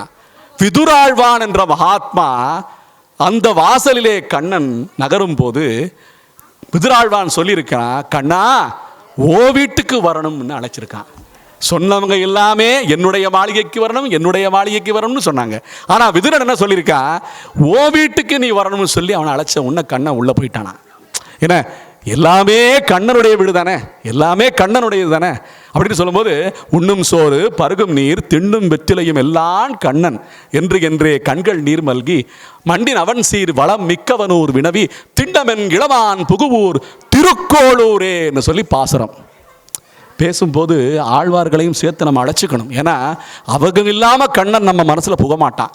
ஆகையாலே உண்ணும் சோறு பருகும் நீர் திண்ணும் வெற்றிலை எல்லாம் கண்ணன் சொல்லும்போது இந்த கண்ணனை அழைத்திருக்கிறான் விதுராழ்வான். வாழைப்பழம் இப்போ தான் வரப்போகுது. உள்ளே போய் உட்கார்ந்த உடனே கண்ணன் அமர்கின்ற அந்த இருக்கையை அப்படியே தடவி தடவி தடவி தடவி பார்த்தானா விதுரன். என்ன கண்ணன் கேட்டிருக்கான், ஏன்பா அந்த இருக்கையெல்லாம் தடவிட்டு இருக்க? இல்லை கண்ணா, நான் துரியோதனன் சாப்பிட்டு வளர்ந்துருக்கிறேன், அவருடைய குணம் எனக்கு தொட்டி இருக்கலாம், ஆகையாலே நான் ஏதாவது முள்ளு குத்தி வச்சிருப்பேனோ அதுல அப்படின்னு எனக்கே சந்தேகமாக இருக்கிறது என்று சொல்லி விதுராழ்வான் தடவி பார்த்திருக்கான் இருக்கைய. அப்படியெல்லாம் ஒன்றும் இல்லை. அதனால கண்ணன் அமர்ந்து விட்டான். அமர்ந்த உடனே விதுராழ்வான் என்ன பண்ணியிருக்கான், கண்ணனை பார்த்து கொண்டே, இப்ப சொன்னல உண்ணும் சோறு பருகும் நீர் தின்னும் வெற்றிலையும் எல்லாம் கண்ணன், கண்ணனே போக்கியமாக அமர்ந்திருக்கும் போது வேற என்ன வேணும் அப்படின்னு சொல்லி அவனுக்கு உணவளிக்க வேண்டும். தன்னிடம் இருக்கின்ற காய்கனிகளை எல்லாம் வைத்துக்கொண்டு வாழைப்பழத்தை எடுத்திருக்கிறான் கண்ணன். அந்த வாழைப்பழத்தை எடுத்து தோல் உரிச்சு தோலை அவனுக்கு அளித்திருக்கிறான் அந்த விதுராழ்வான். விதுராழ்வான் என்ன பண்ணியிருக்காரு, தோலை கண்ணனுக்கு அளித்து விட்டு வாழைப்பழத்தை கீழே போட்டு இருக்கிறானாம். எப்படி இருக்கும் அவனுடைய பக்தி. அந்த தோலை கண்ணன் உண்டிருக்கிறான் என்பதுதான் கதை, வாழைப்பழ கதை. என்ன இந்த வாழைப்பழ கதையில பக்தி இருக்கா இல்லையா, பக்தி இருக்கா இல்லையா? அந்த வாழைப்பழ கதையில என்ன இருக்கு, சிரிப்பு தான் வருதே தவிர பக்தி வரலையே. ஆனா இந்த வாழைப்பழ கதையில சிரிப்பும் லேசாக வருகிறது. ஏன்னா பரந்தாமனான அனைத்து உலகத்தையும் படைத்து இந்த தர்மத்தை நாட்டி இந்த உலகத்தையே நடத்தி கொண்டிருக்கின்ற, இந்த உலகத்துக்கே ஆதாரமாக விளங்கி கொண்டிருக்கின்ற அந்த பகவான் பிறவி எடுத்து நமக்காக வாழைப்பழ தோலை சாப்பிட்றான். வாழைப்பழ தோலை சாப்பிட்றான். என்ன அப்படி இருக்கும்போது பக்தியில் அவனே தன்னை மறக்கிறான் என்பதுதான் உண்மை. இதுதான் வாழைப்பழ கதை. என்ன இதுதான் நாம் விட்ட தர்மம், நாம் விட்ட தர்மம். அந்த கேளிக்கையும் நினச்சிக்க வேண்டியதான், அதுவும் நமக்கு ஏதோ ஒரு பொழுதுபோக்குக்கு இருக்கட்டும். ஆனால் ஆத்ம காரியமாக பகவானை பற்றிய சிந்தனை நமக்கு இருந்தால் அது ஆத்மாவுக்கு சேரக்கூடிய ஒரு வகையிலே இருக்கின்ற, நன்மை பயக்கக்கூடிய வகையில் இருக்கின்ற ஒரு விஷயமாக நாம் எல்லாம் அதையெல்லாம் நினைத்து பார்க்க வேண்டுமா இல்லையா? ஐயா என்ன ஐயா நீங்கள் தான் சொன்னீங்க, இந்த கதை எப்படி இருக்கு? என்ன கண்ணன் உள்ள போயிட்டானா, இப்ப வேலை பார்ப்பான் கண்ணன். என்ன அதுபோல இந்த கதைகளை நாம் எல்லாம் மறந்து விட்டோம், இந்த காரியத்தை எல்லாம் நாம் விட்டு விட்டோம். இதுதான் அடியேன் சற்று முன்பு சொன்னேன், இந்த கல்வி ஸ்தாபனத்தை விட்டு வெளியே புறக்கணித்த மக்கள் வாழ்கின்றவர்களோட நாம் எல்லாம் சேரும் போது அது நமக்கு தொற்றிக் கொள்கிறது, அந்த அஞ்ஞானம் நமக்கு தொற்றிக் கொள்கிறது.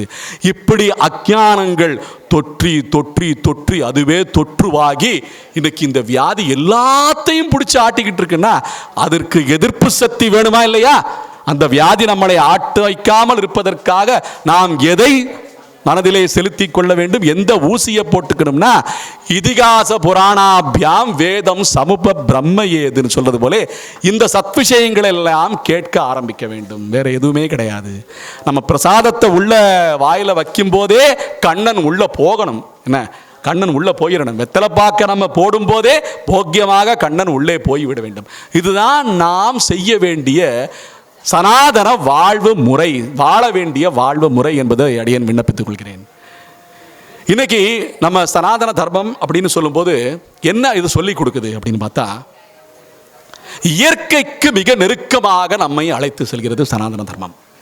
சனாதன தர்மம் இயற்கைக்கு மிக நெருக்கமாக அழைத்து சென்று சேதாரங்களை குறைத்து வாழக்கூடிய வகையை சொல்லித் தருவதுதான் சனாதன தர்மம். நம்ம நகை செய்ய கொடுக்குறோங்க, என்ன சேதாரம் கூலி கேட்குறாங்க, கொடுக்குறோம். ஒரு நகைக்கடை சொல்கிறாரு, நீ கொடுத்ததெல்லாமே கரைஞ்சு போச்சியா, என்ன நீ கொடுத்த அந்த 10 கிராமோ 100 கிராமோ என்ன அந்த அந்த அந்த அந்த பொருள் இருக்குல்ல, அந்த வஸ்து, அந்த அந்த பொன் தங்கம், அது எல்லாமே சேதாரம் ஆயிடுச்சுன்னா என்ன பண்ணுவோம்? நம்ம போட்டு அடிப்போமா இல்லையா, போட்டு சாத்துவோமா இல்லையா, போய் அங்கே எங்கேன்னு எல்லாத்தையும் கூட்டு வந்து பஞ்சாயத்துக்கு உட்காருவோமா இல்லையா? இப்படி பண்ண என்ன நியாயம்னு கேட்கிறேன். அந்த நியாயத்தை தான் அடியேன் இப்ப கேட்டுக்கிட்டு இருக்கேன். இந்த சனாதன தர்மத்தில் சேதாரம் இருக்கலாம், இந்த சனாதன தர்மத்தில் சேதாரம் இருக்கலாம். இந்த சனாதன தர்மத்தையே சேதப்படுத்துகிறேன் என்றால் எப்படி இருக்கும் நமக்கு? அது பண்ணக்கூடாதுல்ல. அதுதான் இன்றைய வாழ்வு முறையிலே நிறைய நடந்து கொண்டு வருகின்றன. அடியேன் சமீப காலத்தில் அடியனுடைய நிறுவனத்துக்கு பேரு அடியன் ஒரு வியாபாரி. சொற்பொழிவுங்கிறது மனதார ஆத்ம காரியமாக செய்து கொண்டிருக்கின்ற ஒரு நற்செயல், அவ்வளவுதான். நிறைய பேர் கேட்குறாங்க, என்னப்பா நீ வியாபாரிங்கிற சொற்பொழிவு பண்ணிக்கிட்டு இருக்க அப்படின்னு கேட்குறான். நான் திருப்பி கேட்டேன், நீயும் வியாபாரி தானே, போய் மட்ட விளையாட்டு விளையாடுற, நீ வியாபாரி தானே, மட்ட விளையாட்டு விளையாடுற, சீட்டாட்டம் விளையாடுற, பந்து விளையாட்டு விளையாடுற, கேளிக்கைக்கு போற, அது பண்ணலாம், சொற்பொழிவு பண்ணக்கூடாதா? சொற்பொழிவு நல்ல விஷயம் யா, இது பண்ணலாம்ல, இது நீயும் பண்ணலாம்ல, குறைந்தபட்சம் உன் குடும்பத்திலேயாச்சும் பண்ணலாம்ல, குறைந்தபட்சம் உன் குடும்பத்திலேயாச்சும் பண்ணலாம்ல சொற்பொழிவு. சொற்பொழிவுன்னா மேடை போட்டு 100 பேருக்கு சொன்னாதான் சொற்பொழிவு கிடையாது. உங்க வீட்டில் நல்ல விஷயங்களை 4 பேர்கிட்ட பகிர்ந்துகிட்டாலே அதுவும் ஒரு சொற்பொழிவு தான். சிறிய லெவலில் நடக்கிறது. ஆகையாலே சொற்பொழிவு பண்ண வேண்டும்னு சொல்றது அடியனுக்கு ஒரு கடமையா செய்யும் போது இப்படி கேள்விகள் எல்லாம் வரக்குது. என்ன, நீங்க ஏன் சொற்பொழிவு பண்றீங்க, நீங்க வியாபாரம் தானே பண்றீங்க அப்படின்னுட்டா, அப்ப நீ ஏன் விளையாடுற, நீ ஏன் கேளிக்கைக்கு போற, நீ ஏன் சீட்டாடுற, எல்லாத்தையும் நான் திருப்பி கேட்பேன்ல. பாருங்களேன், நல்ல விஷயம் பண்றதற்கு இத்தனை தடைகள், நல்ல விஷயம் பண்றதுக்கு இத்தனை தடைகள். அடியனுடைய நிறுவனத்துடைய பேரு முகுந்தா என்டர்பிரைசஸ்னு பேரு. அடியனுடைய வியாபாரம் பண்ற அந்த கருவி, அந்த தண்ணி சுத்தம் செய்யற கருவி, அதுதான் அடியன் வியாபாரம் பண்ணிக்கிட்டு இருக்கேன். அதுக்கு பேரு தீர்த்தம்னு வச்சிருக்கேங்க, தீர்த்தம். இந்த வியாபாரம் ஆரம்பிச்ச உடனே நிறைய பேர், என்னப்பா வியாபாரம் பண்ணிட்டு இருக்க, என்னப்பா ஆரம்பிச்சிருக்கேன்னா, தீர்த்தம் ஆரம்பிச்சிருக்க. தீர்த்தமா, தீர்த்தம்னா என்ன தீர்த்தம்பா அப்படின்னு கேட்டான். என்னப்பா தீர்த்தம்னா சுத்தமா இருக்கிற நீருப்பா, சுத்தம் செய்யற நீருப்பா, புனிதமான நீருப்பா. என்ன, நமக்கு சோறு கிடைக்க வழி செய்யற கங்கா, யமுனா, காவேரி, சரஸ்வதி, அது போன்ற புண்ணிய நதிகள்ப்பா, அதுதான்ப்பா தீர்த்தம். அது ஞாபகமா அதை வச்சிருக்கேன்னா, இவனுக்கு ஞாபகம் வேற வருது. என்னடா காரணம்னு பார்த்தா, சமீப காலமா ஒரு வாழ்க்கையில் ஒரு வைபவம், நல்ல வைபவம் வீட்டில் நடந்ததுங்க. என்ன, ஒரு கிரகப்பிரவேசம் நடந்தது. அப்போ நடக்கும்போது வந்த புரோகிதர்கள், நம்முடைய சேது ஐயா இருக்காங்கல்ல, அவங்க தரப்புலலாம் புரோகிதத்துக்கு வந்தாங்க. அவங்க கேட்டாங்க, புனித நீர் கொண்டு வந்து அந்த கலசத்தில் நிரப்பணும், புனித தீர்த்தம் கொண்டு வந்து அந்த கலசத்தில் நிரப்பணும். அழகர் கோயிலில் போய் கொண்டாப்பா, நூபுர கங்கை தீர்த்தம் இருக்கு கொண்டா அப்படின்னாங்க. ரொம்ப சந்தோஷங்க ஐயான்னு கேட்டேன். பல அலுவல்கள் அடியேனால அங்கே போய் கொண்டு வர முடியல. நானும் எப்படியாவது போயிடணும்னு பார்த்தே முடியல. ஆனால் சில பேர் தவறாமல் அங்கு சென்று வருவர்கள் நண்பர்கள் இருக்கிறாங்க. அப்படி நண்பர்கள் இருக்கும்போது அவங்ககிட்ட கேட்டேன், ஐயா நீ தீர்த்தம் கொண்டு வந்து வச்சிருக்கியான்னு கேட்டேன். இருக்குப்பா அப்படின்னு கேட்டான். சொன்ன உடனே ரொம்ப சந்தோஷம். போறதுக்கு கிளம்புனேன். என்ன, கிளம்பும் போது ஒருத்தர் கேட்டார், எங்க போறீங்கன்னு கேட்டாரு. சாராய கடை சந்துக்கு போறேன் அப்படின்னு. என்னடா இது வேண, ஏன்பா தீர்த்தம் கொண்டுறதால போற, நீ எதுக்கு சாராய கடை சந்துக்கு போறேன்னு கேட்டான். சாராய கடை சந்துக்குள்ளதான் அவர் இருக்காரு, அவரை பார்த்தா தான் எனக்கு தீர்த்தம் கிடைக்கும், அதை கொண்டு தான் நான் கலசத்தை நிறைக்க முடியும்னே. பிடிச்சாரு பாருங்க ஒரு பிடி. ஏண்டா சும்மா பொய் சொல்லாத, இன்னைக்கு பார்ட்டி வச்சிருக்க, நீ அதுக்கு தான் போயிட்டு இருக்க, சாராய கடை சந்துக்கு போன. அந்த கடை பேர் தான் சாராய கடை சந்து, அந்த சந்து பேர் தான் சாராய கடை சந்து. அந்த அந்த சந்தில் இப்போ சாராய கடை இல்லைப்பா, அங்கே வந்து நண்பர் தான் இருக்காரு, நிறைய நல்ல மக்கள் எல்லாம் இருக்கிறாங்க. என்ன பண்ணுறது, ஒரு காலத்தில் இருந்திருக்கு, அதுக்கு பேர் சாராய கடை சந்து. இன்னைக்கு நிலைமை அப்படி தான் இருக்கு. பெருமாள் கோயில் என்ன, நம்முடைய பிரசன்ன வெங்கடேச பெருமாள் கோயில் எங்கே இருக்குன்னு கேட்டேன். ஒருத்தர் சொல்கிறாரு, நேராக போங்க, அங்கே ஒரு கறிக்கடை இருக்கும். என்ன, அந்த கறிக்கடை தாண்டி போனீங்கன்னா பெருமாள் கோயில். பெருமாள் கோயிலுக்கு அடையாளம் கறிக்கடையாயா? யோசிச்சு பாருங்களேன், என்ன நினைச்சு பாருங்களேன். புரோட்டா கடை தாண்டி பெருமாள் கோயில், கூடலூர் பெருமாள் கோயில். என்ன அப்படி இருக்கு நிலைமை இன்னைக்கு. அப்ப எதை செய்ய வேண்டும், எதை செய்யக்கூடாது, எதை ஒதுக்க வேண்டும், எதை பதுக்க வேண்டும், எதை சேர்க்க வேண்டும், எதை கலக்க வேண்டும் என்ற அந்த ஆதாரமே தெரியாம வாழ்க்கை வாழ்ந்துகிட்டு இருந்தா சனாதன தர்மம் எப்படி விளங்கும் என்பதை ஒவ்வொருத்தரும் கேட்டுக்கொள்ள வேண்டும். இதையெல்லாம் நம்முடைய அடுத்த தலைமுறைக்கு கொண்டு சேர்க்கணுமா இல்லையா?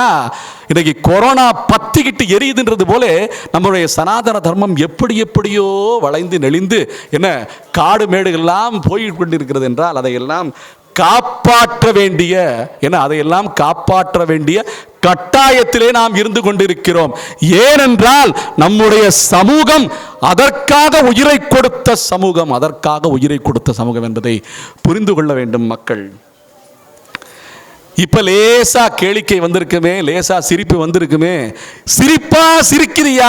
நம்முடைய வாழ்க்கை நெறிய பார்த்து மக்கள் சிரிப்பா சிரிக்கிறாங்க.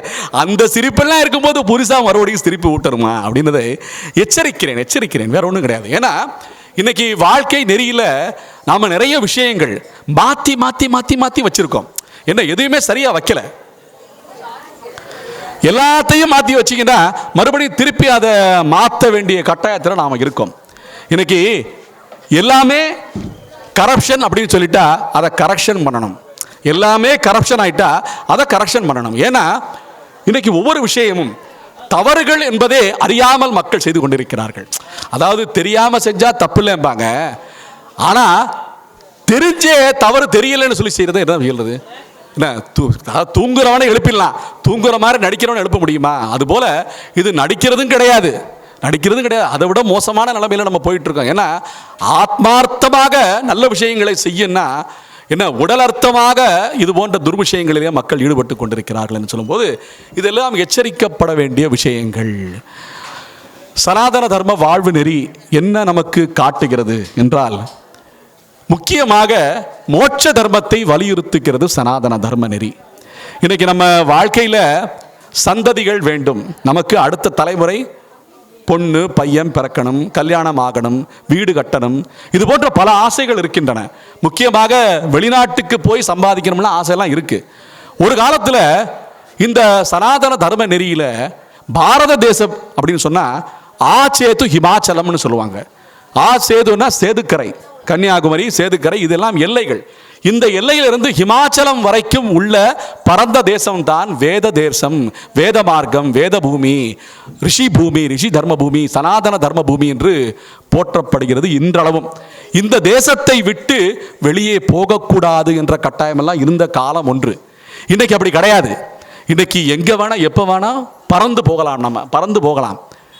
அப்படின்னா என்ன ஆகுதுன்னா கலக்கப்படுகிறோம். நாம் குணத்தாலும் மனத்தாலும் கலாச்சாரத்தாலும் பண்பாட்டாலும் பல நபர்களுடன் தொடர்பு கொண்டு நாம் எல்லாம் கலந்து கொண்டே வருகிறோம். அப்படி கலக்கும் போது நமக்கு ஒரு கவசம் வேண்டும், நமக்கு ஒரு கவசம் வேண்டும். இப்ப குஜராத்திலிருந்து நம்ம இங்க வந்தோம், வரும்போது நம்முடைய ரிஷி தர்மத்தை காப்பாற்றிக் கொண்டே வந்திருக்கிறோம். ஒவ்வொரு நிலையிலையும் 64 கோத்திரமும் சரி, நம்முடைய கலாச்சாரம் சரி, வழிபாட்டு முறையும் சரி, குலதெய்வ வழிபாடு, இஷ்ட தெய்வ வழிபாடு, என்ன வைதீக மார்க்கம், வைதீக முறையிலே அனைத்து வைபவங்களையும் செய்தல், அது போன்ற விஷயங்கள் எல்லாமே காப்பாற்றிக் கொண்டே நமக்கு ஒரு கவசத்தை வைத்துக் கொண்டு நாம் எல்லாம் வந்திருக்கிறோமா இல்லையா? இந்த 64 கோத்திரங்களையும் காப்பாற்றிக் கொண்டு நம்முடைய திருமணங்கள் வைபவங்கள் எல்லாமே செய்து கொண்டு வந்திருக்கிறோம். அந்தந்த தேசத்து சமாச்சாரங்களும் கலாச்சாரங்களும் கொஞ்சம் கொஞ்சம் நமக்கு வந்திருக்கலாம், அது தவறு கிடையாது. முழுதையும் இழந்தது கிடையாது. நாம் அதுவும் அலங்காரமாக செய்து கொண்டு வந்திருக்கிறோம். இன்னைக்கு நம்ம வேற தேசத்துக்கு போகும்போது இதையெல்லாம் காப்பாற்ற முடிகிறதா, இதையெல்லாம் நாம் காப்பாற்றுகிறோமா என்ற கேள்விக்குறி நம் முன்னே பெரிய பூதாகரமாக நின்று கொண்டிருக்கிறது. எப்படி இந்த விஷயங்கள் எல்லாமே இவ்வளவு 1000 வருஷமா காப்பாத்திட்டோம், அவங்க எல்லாம் அப்போ என்ன புத்திசாலிகள் இல்லையா? ஒன்றை புரிஞ்சுக்கணுங்க, நம்ம முன்னோர்கள் எல்லாமே ஏமாந்துட்டாங்கன்னு நினச்சிக்கிட்டு இருக்கோம். ஏன்னா நம்ம முன்னோர்கள் எல்லாமே அவங்களுக்கு புத்தி இல்லை போல, அவங்க பஸ்ஸு கண்டுபிடிக்கல, விமானம் கண்டுபிடிக்கல, மாத்திரை கண்டுபிடிக்கல, தலைவலி மாத்திரை கண்டுபிடிக்கல, வயிற்று வலி மாத்திரை கண்டுபிடிக்கல, எல்லாத்தையும் கண்டுபிடிக்கல. ஆனால் பிரச்சனையையும் கண்டுபிடிக்கவில்லை அவங்க. இன்னைக்கு இது எல்லாமே இருக்கு, பிரச்சனை பூதாகரமாக வளர்ந்து கொண்டே போகின்றன. எத்தனை எத்தனை பிரச்சனைகள், எத்தனை எத்தனை வியாதிகள், எத்தனை எத்தனை குடும்ப பிரச்சனைகள் அப்படின்னு சொல்லி பார்த்தா எல்லையே இல்லாமல் அது பூதாகரமாக வெடித்து கொண்டே போகிறது. அதான் சொல்லுவேன், நம்ம வீட்டில் இன்னைக்கு மாவரைக்கிற மிஷின் இருக்குல்ல, அதை வச்சு சுவிட்சு போட்டால் மாவரைச்சு கொடுக்குது என்ன. அப்புறம் பொடி செய்கிற ஒரு கருவி இருக்கு, அது பொடி செஞ்சு கொடுக்குது. எல்லாமே சுத்திக்கிட்டு இருக்கு என்ன. இப்ப மக்களையே அரைத்து கொண்டிருக்கிறார்கள், மக்களையே மாவாட்டி கொண்டிருக்கிறார்கள். அந்த மாவாற்ற கருவி எது தெரியுமா? அதுதான் நகருகின்ற வாகனங்களும் பறக்கின்ற வாகனங்களும். எங்கே எங்கே நம்ம கொண்டு போய் வச்சிருக்கு பார்த்தீங்களா? தேசங்களை எல்லாம் கடந்து நம்முடைய சொந்த பந்தங்களை எல்லாம் நாம் எங்கெங்கோ வைத்துக் கொண்டிருக்கிறோம். பேத்திய பார்க்க என்ன, பேத்திய பார்க்க 1.5 லட்சம் செலவு பண்றான், 2 லட்சம் செலவு பண்றான் என்ன. அடுத்த தெருவில் போய் என்ன சந்தோஷமா பார்த்துட்டு வந்த தாத்தாக்களும் மாமாக்களும் இன்னைக்கு 2 லட்சம் செலவு பண்ணிட்டு போய் பேத்திய பார்க்கறான், யோசனை பண்றான். இன்னைக்கு பொண்ணுகள்லாம் என்ன தெரியுமா சொல்றாங்க? அப்பா அவரெல்லாம் சித்தப்பா எல்லாம் பெரியப்பா எல்லாம் அங்கே பேத்தி பார்க்கறதுக்கு 2 லட்சம் செலவு பண்ணிட்டு போறாராம். அப்போ நீயும் அப்படி தான் போகணுமா? பேசாமல் உள்ளூரில் மாப்பிள்ளையை பார்ப்பான்றான் பொண்ணுங்க எல்லாமே. இப்படி மாற்றங்கள் ஆகிக்கொண்டிருக்கிறது. ஏன்னா இதுதான் காலத்தின் கட்டாயம், இதுதான் காலத்தின் கட்டாயம். இதெல்லாம் நம்ம யோசிக்கணும். அப்படின்னா நம்ம எதை இழக்கக்கூடாது, எதை நாம் எல்லாம் சேதாரமாக்கி கொள்ளவும் அந்த வரைமுறை நமக்கு தெரிய வேண்டும். சாதாரங்களாக இருக்கின்றவர்களை சேதாரம் ஆக்கக்கூடாது. லேசாக கொஞ்சம் சேதாரமானால் பரவாயில்லை. ஆக இந்த கொடுக்கப்பட்ட தங்கம் அடியேன் சொன்னது போலே முழுவதுமாக சேதாரமானால் வாழ்க்கை நெறி எப்படி நமக்கு இருக்கும் என்பதை அனைவரும் யோசித்து பார்க்க வேண்டும். ஆகையாலே இந்த சனாதன வாழ்வு நெறி என்பது பலவேறாக நமக்கு சொல்லப்பட்டிருக்கின்றன. இது எல்லாம் ஒரு கல்வி போலே வீட்டில் இருக்கின்ற பெரியவர்களால் சொல்லப்பட வேண்டும். முக்கியமாக வீட்டில் இருக்கிற பெரியவங்கனாலே எனக்கு யாருன்னு தெரிய மாட்டேங்குது. நம்ம வீட்டில் பெரியவங்க யாரு அப்படின்னு கேட்டால் இப்படியே பக்கத்தில் பார்க்குறான். அவனுக்கு வயசு எவ்வளோனா 70 ஆகி போச்சு. யோ நீ தான் பெரிய, அப்படியே நான் பெரியவரா அப்படின்னு முழிக்கிறான். என்ன அப்படின்னு கேட்டால் விஷயம் தெரியல. ஒன்று கேட்டால் சொல்ல தெரியணும்ல, சொல்ல தெரியல அவங்களால. அந்த அளவுக்கு ஞான விஷயங்கள் மண்டி கிடக்கின்றன. அந்த ஞான விஷயங்கள் இன்று ஊட்டெடுக்க வேண்டும்.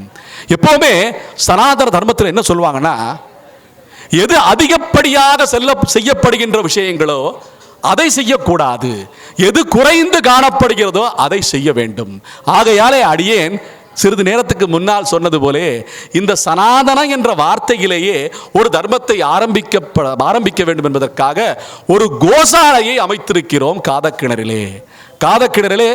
நம்முடைய புரோகிதர் சுவாமிகள் சேதுவதையான் தான் அங்கே ஆரம்பித்து வச்சாங்க. ரொம்ப அற்புதமாக விளங்கிக்கிட்டு இருக்கு. இன்னைக்கு விருட்சமாக வளர்ந்துருக்கு அந்த கோசாலை. 6 மாடுகளோடு ஆரம்பித்தது இன்னைக்கு கிட்டத்தட்ட 60 மாடுகளை நெருங்கிக்கிட்டு இருக்குன்னு சொல்றது போல இன்னைக்கு வளர்ந்து விருட்சமாக வளர்ந்துக்கிட்டு இருக்கு. ரொம்ப சந்தோஷம் ஐயா நீங்கள் ஆரம்பித்து வைத்தது. அதனால் இது இந்த கோசாலையினுடைய பெயரே சனாதன கோசாலா என்றே வைத்தோம். ஏன்னா இந்த பெயர் எல்லாருக்கும் புரியணும் இல்லை, இந்த பெயர் எல்லாரும் கேட்கணும், எல்லாரும் வாயால் உச்சரிக்கணுங்கிறதுனால சனாதன கோசாலா வச்சோம். ஆனால் இன்னைக்கும் பார்த்தீங்கன்னா வர்றவங்க சதானந்த கோசாலா எங்கே இருக்குன்னு கேட்பான். என்ன இது சதானந்தம் இல்லையா, சனாதன அப்படியா, அப்போ ஆனந்த கோசாலை எங்கே இருக்குன்னு கேட்பான். அவனுக்கு வாயில் வரமாட்டேங்குது, ஏன்னா பழக்கம் இல்லை, சனாதனம்னு சொல்லியே பழக்கம் இல்லை. அப்படின்னு சொல்லும்போது இதெல்லாம் நமக்கு வேடிக்கையாக தோன்றுகிறது. என்றாலும் இதை நாம் மாற்ற வேண்டும். சனாதனம் என்றால் உண்மையான அர்த்தத்தை நம் வாழ்க்கையிலே அனைவருக்கும் கற்பிக்க வேண்டும் என்பது போல இருந்து கொண்டிருக்கிறது. இந்த சனாதன வாழ்வு நெறியில முக்கியமாக சொல்லப்படுறது அடியேன் சொன்னது போலே நாம் எல்லாம் இயற்கைக்கு அருகில் சென்று வாழக்கூடிய வகையை நெறியை சொல்லித் தருவது தான் சனாதன தர்மம். உதாரணத்துக்கு சொன்னேன்னா, இன்னைக்கு நமக்கு வாழ்வுக்கு ஆதாரமாக இருக்கிறது நீர், நெருப்பு, காற்று, மண், அப்புறம் ஆகாயம். இந்த 5 பூதங்கள் தான். இந்த 5 பூதங்களால் ஆக்கப்பட்ட இந்த உடலை வைத்துக் கொண்டு தான் நாமெல்லாம் வாழ்ந்துகிட்டு இருக்கோம். இப்போ இந்த 5 பூதத்தையும் நாம் காப்பாற்ற வேண்டும் என்றால் அதையெல்லாம் எப்படி வைத்துக் கொள்ள வேண்டும், அதையெல்லாம் எப்படி வணங்க வேண்டும், அதையெல்லாம் எப்படி போற்ற வேண்டும், அதையெல்லாம் எப்படி சேதாரமாக்காமல் நாம் அனுபவிக்க வேண்டும் என்று சொல்லித் தருவதுதான் சனாதன தர்மம். இதையெல்லாம் செய்து கொண்டே பகவானை நினைத்துக் கொள்ள வேண்டும், அவரை மறந்து விடக்கூடாது. இன்னைக்கு நிறைய பேர் சொல்லுவாங்க. இன்னொரு கேள்வி கேட்கிறேன். இன்னைக்கு தானம் அப்படின்னு சொன்னா யாருக்கு ஞாபகத்துக்கு வருது உங்களுக்கு? கொடை அப்படின்னு சொன்னா யாருக்கு ஞாபகத்துக்கு வர்றாரு? பரவாயில்ல சார், உங்களுக்கு சார் கர்ணன் தானா? சிவாஜி கணேசன் சொல்லாமல் இருந்தீங்களே, தப்பிச்சேன்னா. என்ன கொடைன்னு சொன்னாலே எம்ஜிஆர், ஆமா, பொன்மன செம்மல், எல்லாரையும் போட்டுற வேண்டியதான், தப்பு கிடையாது. என்ன ஆகையாலே இன்னைக்கு முக்கியமாக ஒன்று சொல்லணும்னா, இன்னைக்கு வாழ்க்கை முறை எப்படி இருக்குன்னு சொல்லி பார்க்கும்போது பல தலைவர்கள் இருக்காங்க. நம்மை ஆள்கின்ற தலைவர்கள் பல பேர் இருக்காங்க. என்ன இந்த ஊரை ஆள்கின்றவர்கள், இந்த தெருவை ஆள்கின்றவர்கள், நம்ம குடும்பத்தை ஆள்கின்றவர்கள், இந்த தொகுதியை ஆள்கின்றவர்கள், இந்த நாட்டை ஆள்கின்றவர்கள், இந்த மாகாணத்தை ஆள்கின்ற பல தலைவர்கள் இருக்காங்க. சில தலைவர்கள் என்ன பண்றாங்க, இறைவனுடைய அடிக்கு கீழே போய் வணங்கிட்டு போறாங்க. சில தலைவர்கள் என்ன பண்றாங்க, கீழே அடிக்கு போய் வணங்கிட்டு போறாங்க. என்ன நல்லா புரிஞ்சுக்கணும். சில தலைவர்கள் சமீபமாக நடந்த விஷயங்கள் இதெல்லாம் யாருன்னு நீங்களே யோசிச்சுக்கங்க. சில தலைவர்கள் அடிக்கு கீழே, என்ன பெருமாளுடைய அடிக்கு கீழே, மீனாட்சி அம்மையாருடைய அடிக்கு கீழே போய் வணங்கிட்டு போறாங்க. சில தலைவர்கள் கீழடிக்கு போயிட்டு போறாங்க. இப்ப நாம எந்த தலைவருக்கு பின்னால போறதுங்கிறத கேள்வி. ஆகையால இதெல்லாம் நம்ம கவனிச்சு பார்க்கணும். நடைமுறையில் நாம யாரை நாம் தொடர்கிறோம், யாரை தொடர்கிறோம், எந்த விஷயத்தை தொடர்கிறோம், இதெல்லாம் யோசிச்சு பார்க்கணும். இப்போ அடியேன் சொல்ல வந்தது என்னன்னா, இது போன்ற பல விஷயங்கள் நமக்கு ஈர்க்கும் விஷயமாக இருக்கும்போது எதை நாம் தொற்றிக்கொள்வது என்பதையெல்லாம் யோசித்து முடிவெடுக்க வேண்டிய சுதந்திரம் நமக்கு இருக்கிறது. உபதேசங்கள் வேண்டும், சரியான வரைமுறை, சரியான வழிகாட்டிகள் வேண்டும். அந்த வழிகாட்டிகள் தான் இந்த சனாதன தர்மத்திலே சொல்லப்படுகின்ற வழிகாட்டிகள். நிறைய பேர் அரசியல்னு சொல்லுவாங்க. என்ன பாலிட்டிக்ஸ் கூடாதும்பாங்க. இந்த சனாதன தர்மம் என்ன தெரியுமா? சனாதன தர்மமே பாலிடிக்ஸ் தான், சனாதன தர்மமே அரசியல் தான். நல்லா புரிஞ்சுங்க. இந்த பாலிடிக்ஸ்ங்கிற வார்த்தைக்கு அர்த்தம் தெரிய மாட்டேங்குது. பாலிடிக்ஸ் என்ன தெரியுமா? Poly ethics. எதிக்ஸ் என்றால் தர்மம், எதிக்ஸ் என்றால் வரைமுறை, சட்டம், ஒழுங்கு, அதுதான் எதிக்.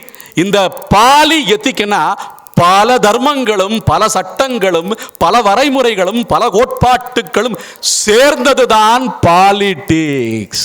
அதான் பாலிடிக்ஸ். அந்த பாலிடிக்ஸ் தான் சனாதன வாழ்வு நெறி.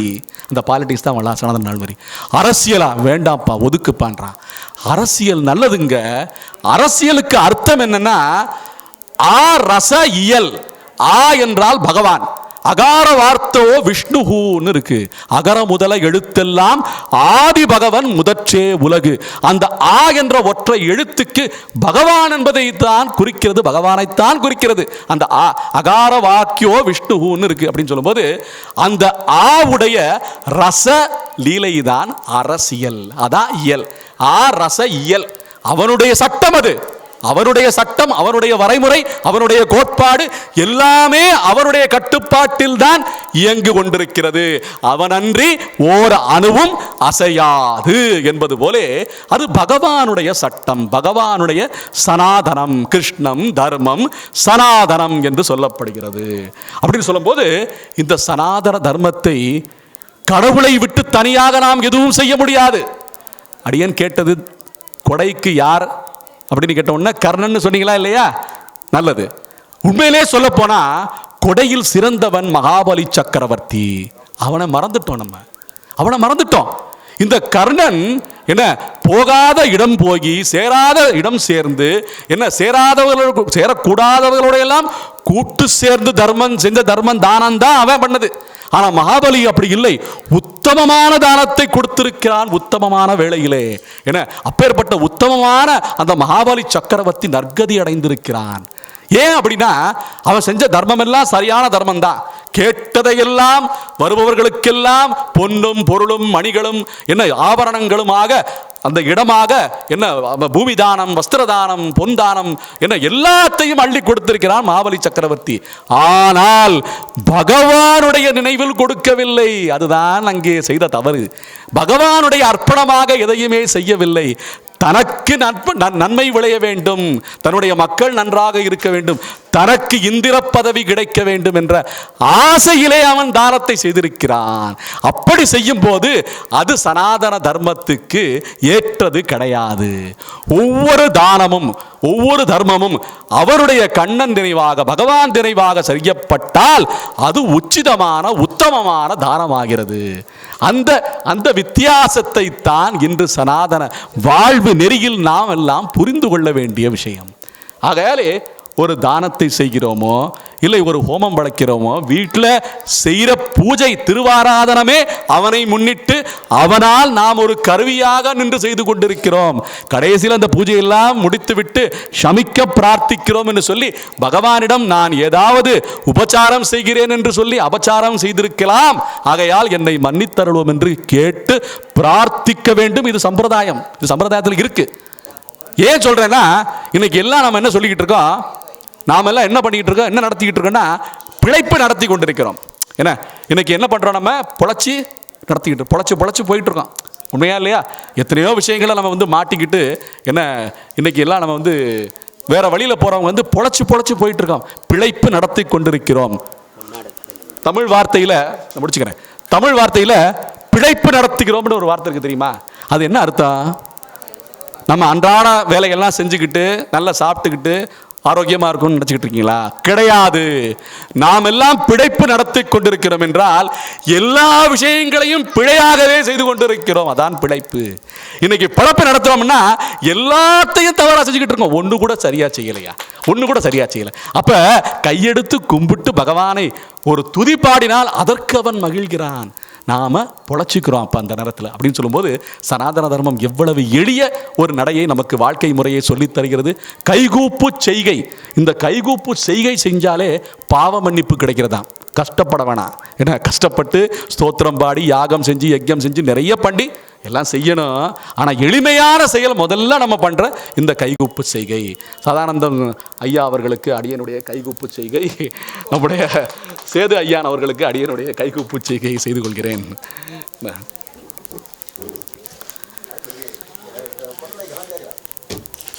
அதாவது சில குறிப்புகள் எல்லாம் புரிஞ்சுக்கிறோம் நம்ம. என்ன சில பேர் நிறைய பாராட்டுவாங்க, என்ன போதும்பா அப்படின்னு சொல்கிற மாதிரி அடியனை மகிழ்விக்க பகவானுடைய சன்னதியிலே நாராயண ஹரி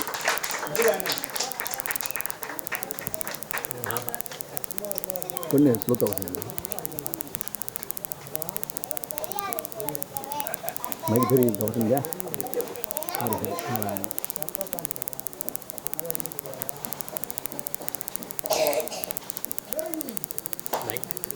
மைக் தூரம் மைக் சரியா?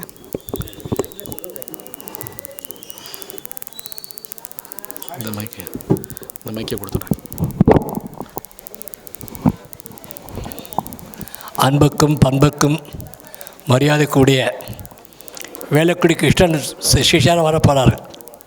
அந்த மாதிரி இவங்க அப்பா பெல்லையர் வெங்கடேஸ்வர சுவாமிகள் கீர்த்தனை புஸ்தக வடிவாக செய்து கொடுத்தவர்கள். இப்பொழுது பிரசன்ன வெங்கடேஸ்வர பெருமாள் தர்ம திருஷ்டியாக இருந்து பல கும்பாபிஷேகங்கள் நடத்தி கொடுத்தார்கள். திருக்குமாரன் அவர் விஜய் பாபு நல்ல உபன்யாசம் பண்ணுறார். கூடிய சீக்கிரத்தில் வேலுக்கூட கிருஷ்ண மாதிரி நம்ம சௌராஷ்டிர சமூகத்தில் வரப்போகிறார் என்று ஆசீர்வதித்து உங்கள் சார்பாக எனக்கு மனமார்ந்த இந்த பொன்னாடையாக அனுபவிக்கிறேன்.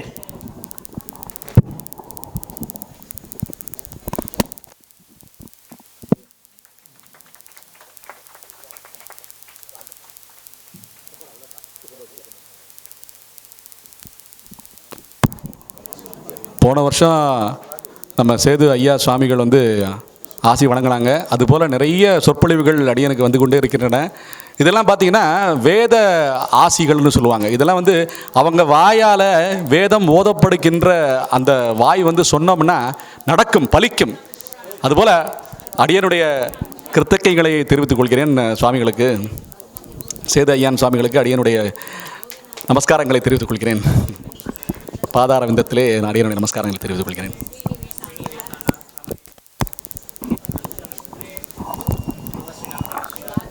மகாத்மா முதியோர் இல்லத்தின் சார்பாக திரு ஜே.எஸ். ரமேஷ் அவர்கள் தலைவர் அவர்கள் பொன்னாடை போர்த்தியிருக்கிறார்கள்.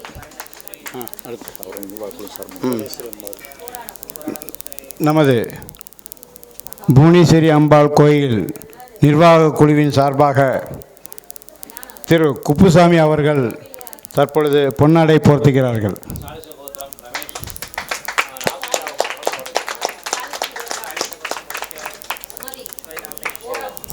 ஓகே.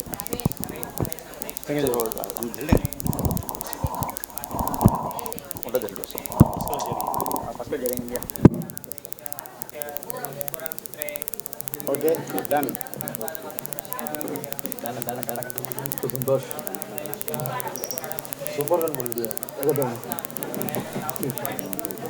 பொழுவிலே அடியனை பாராட்டும் வண்ணம் அடியனுக்கு அருளாடைகளை வழங்கியதற்கு அடியனுடைய கிருத்தಜ್ಞைகளை தெரிவித்துக் கொள்கிறேன். சபையோருக்கு முதியோர் இல்லம் மகாத்மா முதியோர் இல்லம் ஸ்ரீ ரமேஷ் ஐயா அண்ணா அவர்களுக்கு, நம்முடைய பிரதான புரோகிதர் சேது ஐயான் அவர்களுக்கு, சதானந்தம் ஐயா அவர்களுக்கு, அவர் தம் குழுவினர் அனைவருக்கும், இந்த ஸ்ரீ புவனேஸ்வரி அம்பாள் ஆலயத்தை நன்கு வழிநடத்தி வருகின்ற புரோகிதர், அந்த கோவில் அர்ச்சகர் பாலாஜி ஐயா அனைவருக்கும் அடியனுடைய கிருத்தಜ್ಞைகளை தாய்மார்களுக்கும் பெரியவர்களுக்கும் தெரிவித்துக் கொள்கிறேன். இந்த இந்த இந்த ஒரு அருளாடை என்று சொல்லதே இந்த அடியன் இன்று பேசியிருக்கின்ற பேசுகின்ற இந்த இந்த இந்த சதஸ்ன்னு சொல்லுவாங்க, இந்த பீடம்னு சொல்லுவாங்க. இது வியாச பீடம் என்று வழங்கப்படுகிறது. பொதுவாக அடியனுக்கு அதெல்லாம் தகுதியெல்லாம் கிடையாது. இருந்தாலுமே எந்த ஒரு இதிகாச புராணமும் அது சம்பந்தமான ஆச்சாரியர்கள் சம்பந்தமான எந்த ஒரு கதை சொன்னாலுமே அங்கே வியாசர் அருள் இருக்க வேண்டும். அது இல்லாமல் எதுவுமே நடக்காது. அது யார் ரூபமாக வருகிறது என்றால், இது போன்ற பிராமணர்களான இந்த வேத மார்க்கத்தை பிரதிஷ்டாபனம் செய்து அதையெல்லாம் வளர்த்து வருகின்ற இது போன்ற அர்ச்சகர்களும் இது போன்ற புரோகிதர்களும் மூலமாகத்தான் அதெல்லாம் நமக்கு கிடைக்கின்றன என்பதை இந்த தருணத்திலே நான் அரியன் தெரிவித்துக் கொள்கிறேன். இந்த சனாதன தர்மத்தை காக்கின்ற கடமை நம் அனைவருக்கும் உண்டு என்பதை அடியேன் மிக மிக உறுதியாக வலியுறுத்தி கூறுகிறேன். என்ன காரணம்னு சொன்னீங்கன்னா, இன்னைக்கு அடியேன் ஆரம்பத்திலே சொன்ன கதையை போலே விடுபட்டு போன மாணாக்கள் எல்லாம் வெளியே திரிந்து கொண்டிருக்கும் போது நாம் மட்டும் இந்த வகுப்பறையிலே அமர்ந்து கொண்டு இந்த கல்வியை சரியாக கற்றுக்கொண்டு அவர்களையும் ஈர்க்கும் வண்ணம் பல கல்விக்கூடங்களை நாம் எல்லாம் நிறுவ வேண்டிய கட்டாயத்திலே இருந்து கொண்டிருக்கிறோம். இங்கே மட்டும் இந்த சின்ன ஒரு இந்த வகுப்பறையிலேயே இந்த சொற்பொழிவு கேட்டால் மட்டும் பத்தாது. இது போன்ற லட்சோபலட்ச ஜனங்கள் இந்த சொற்பொழிவை கேட்க வேண்டும். அடியேனை வேலுக்குடி கிருஷ்ணன் போலே வர வேண்டும் என்று சுவாமிகள் நம்முடைய சேது ஐயா வாழ்த்தினார்கள். மிக்க ஆத்மார்த்தமான மகிழ்ச்சி. ஏன்னா அடியேனுடைய ஆத்மார்த்த குருவாக வேலுக்குடி கிருஷ்ணன் சுவாமிகள் விளங்கி கொண்டிருக்கிறார். ஏன்னா அடியேன் இந்த சொற்பொழிவை செய்வதற்குண்டான ஆதாரமாக அவர் இருக்கிறார் என்பால் அது மிகை கிடையாது. அடியேன் சமீபமாக அவரை பார்ப்பதற்காக நம்முடைய அந்த ஜோதிஷ் குடின்னு சொல்லுவாங்க, அந்த ஆனைமலை பக்கத்தில் இருக்குல்ல, அங்கே பிள்ளை லோகாச்சாரியர் என்ற அவருடைய திருவரசை அங்கே இருக்கிறது. அதை காண்பதற்காக அங்கே ஆராதனை செய்வதற்காக வேலுக்குடி கிருஷ்ணன் சுவாமிகள் அங்கே வந்தார். அவர்கள் பாகவதர் கோஷ்டி மட்டும் அங்கே இருந்தார்கள். அப்போது அடியனுக்கு அங்கே செல்ல ஒரு வாய்ப்பு கிடைக்கிது.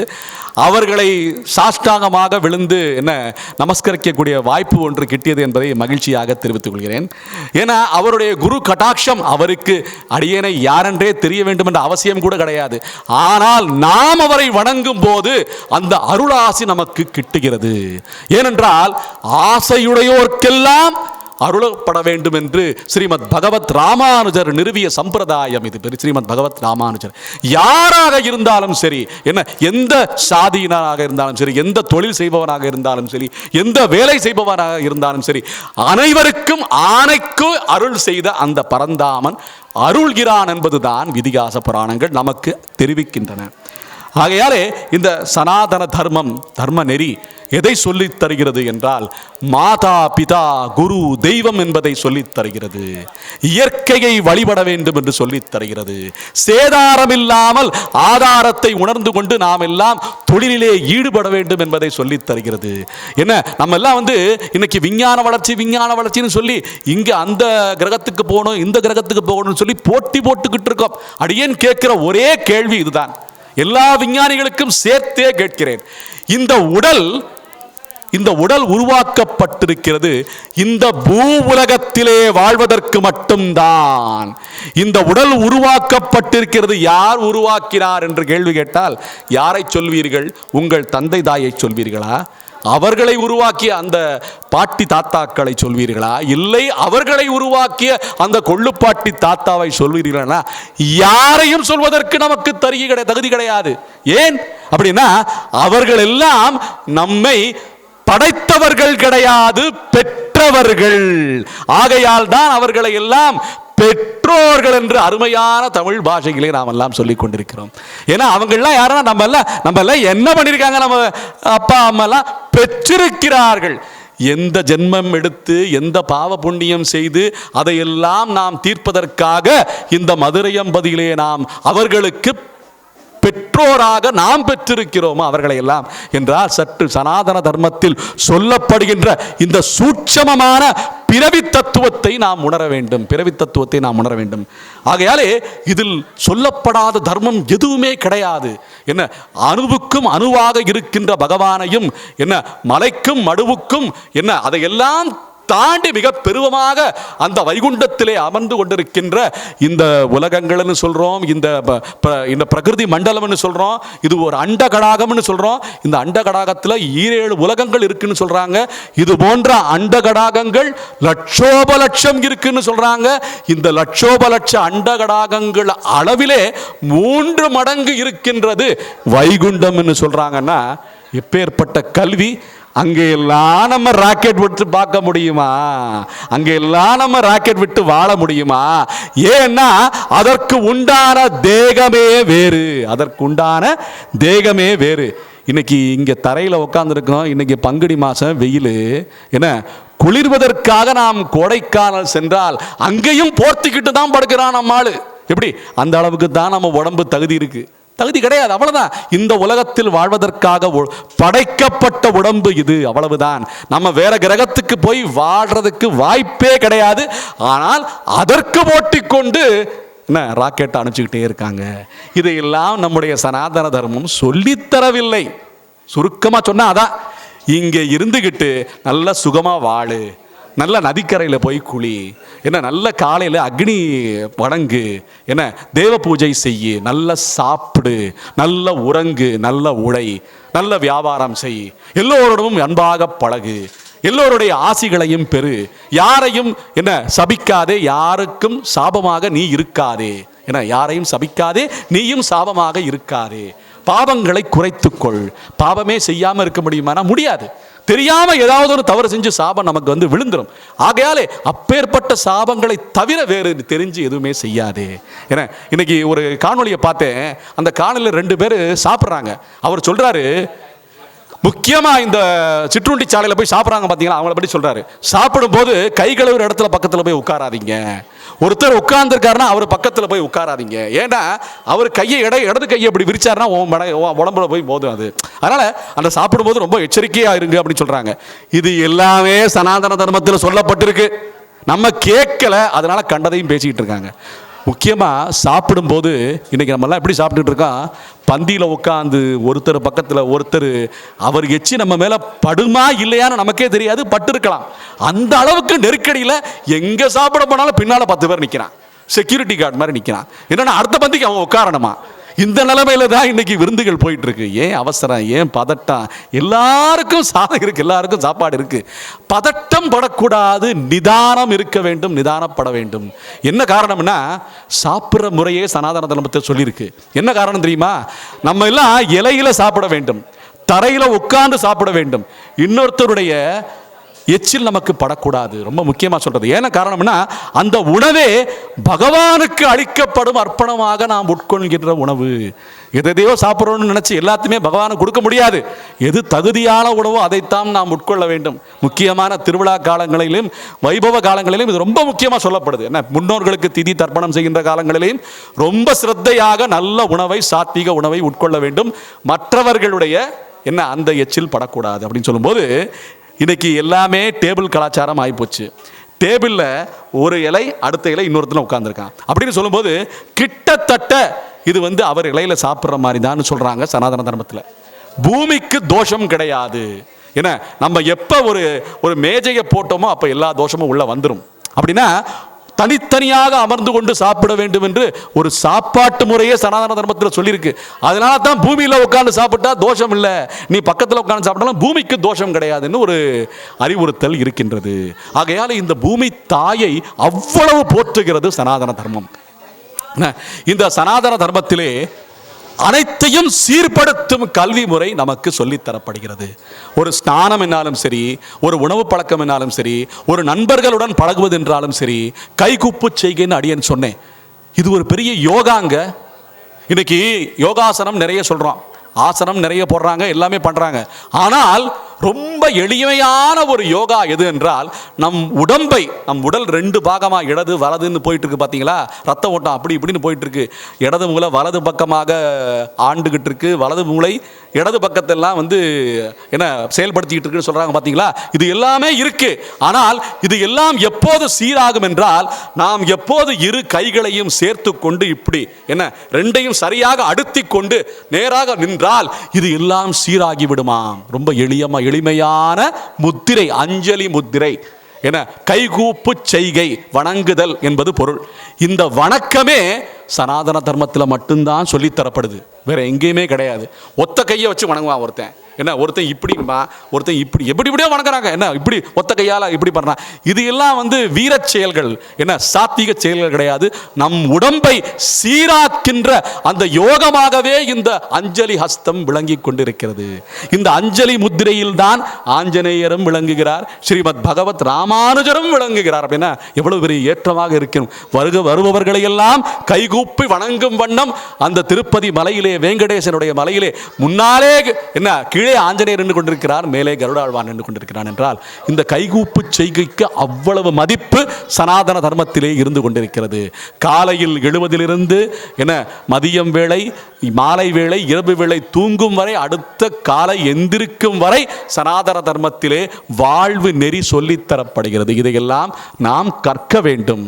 ஒரு சாப்பாடு, குளியல், அப்புறம் தூங்குதல், எல்லாத்துக்குமே முறை சொல்லித்தரப்படுகிறது இந்த சனாதன தர்மத்திலே. எல்லாத்தையும் நாமெல்லாம் கற்கணும்னா இந்த ஒரு மணி நேரம் பேச்செல்லாம் பத்தாது. இது எல்லாம் ஒரு ஆவல் உண்டாக்குவதற்காக பேசப்படுகின்ற விஷயங்கள், அவ்வளவுதான். சனாதன தர்மம் என்ற வார்த்தை வேதத்திலே, வேதாந்தத்திலே, இதிகாசங்களிலே, புராணங்களிலே நிரம்ப காணப்படுகின்றன. எல்லாமே பார்த்தீங்கன்னா கேள்வி பதிலாக தான் இருக்கும். ஒரு ரிஷி வந்திருப்பாரு, ஒரு சிஷ்யர் கேள்வி கேட்பாரு. இப்படி கேள்விகள் பதிலாக வளர்ந்தது தான் சனாதன தர்மம்.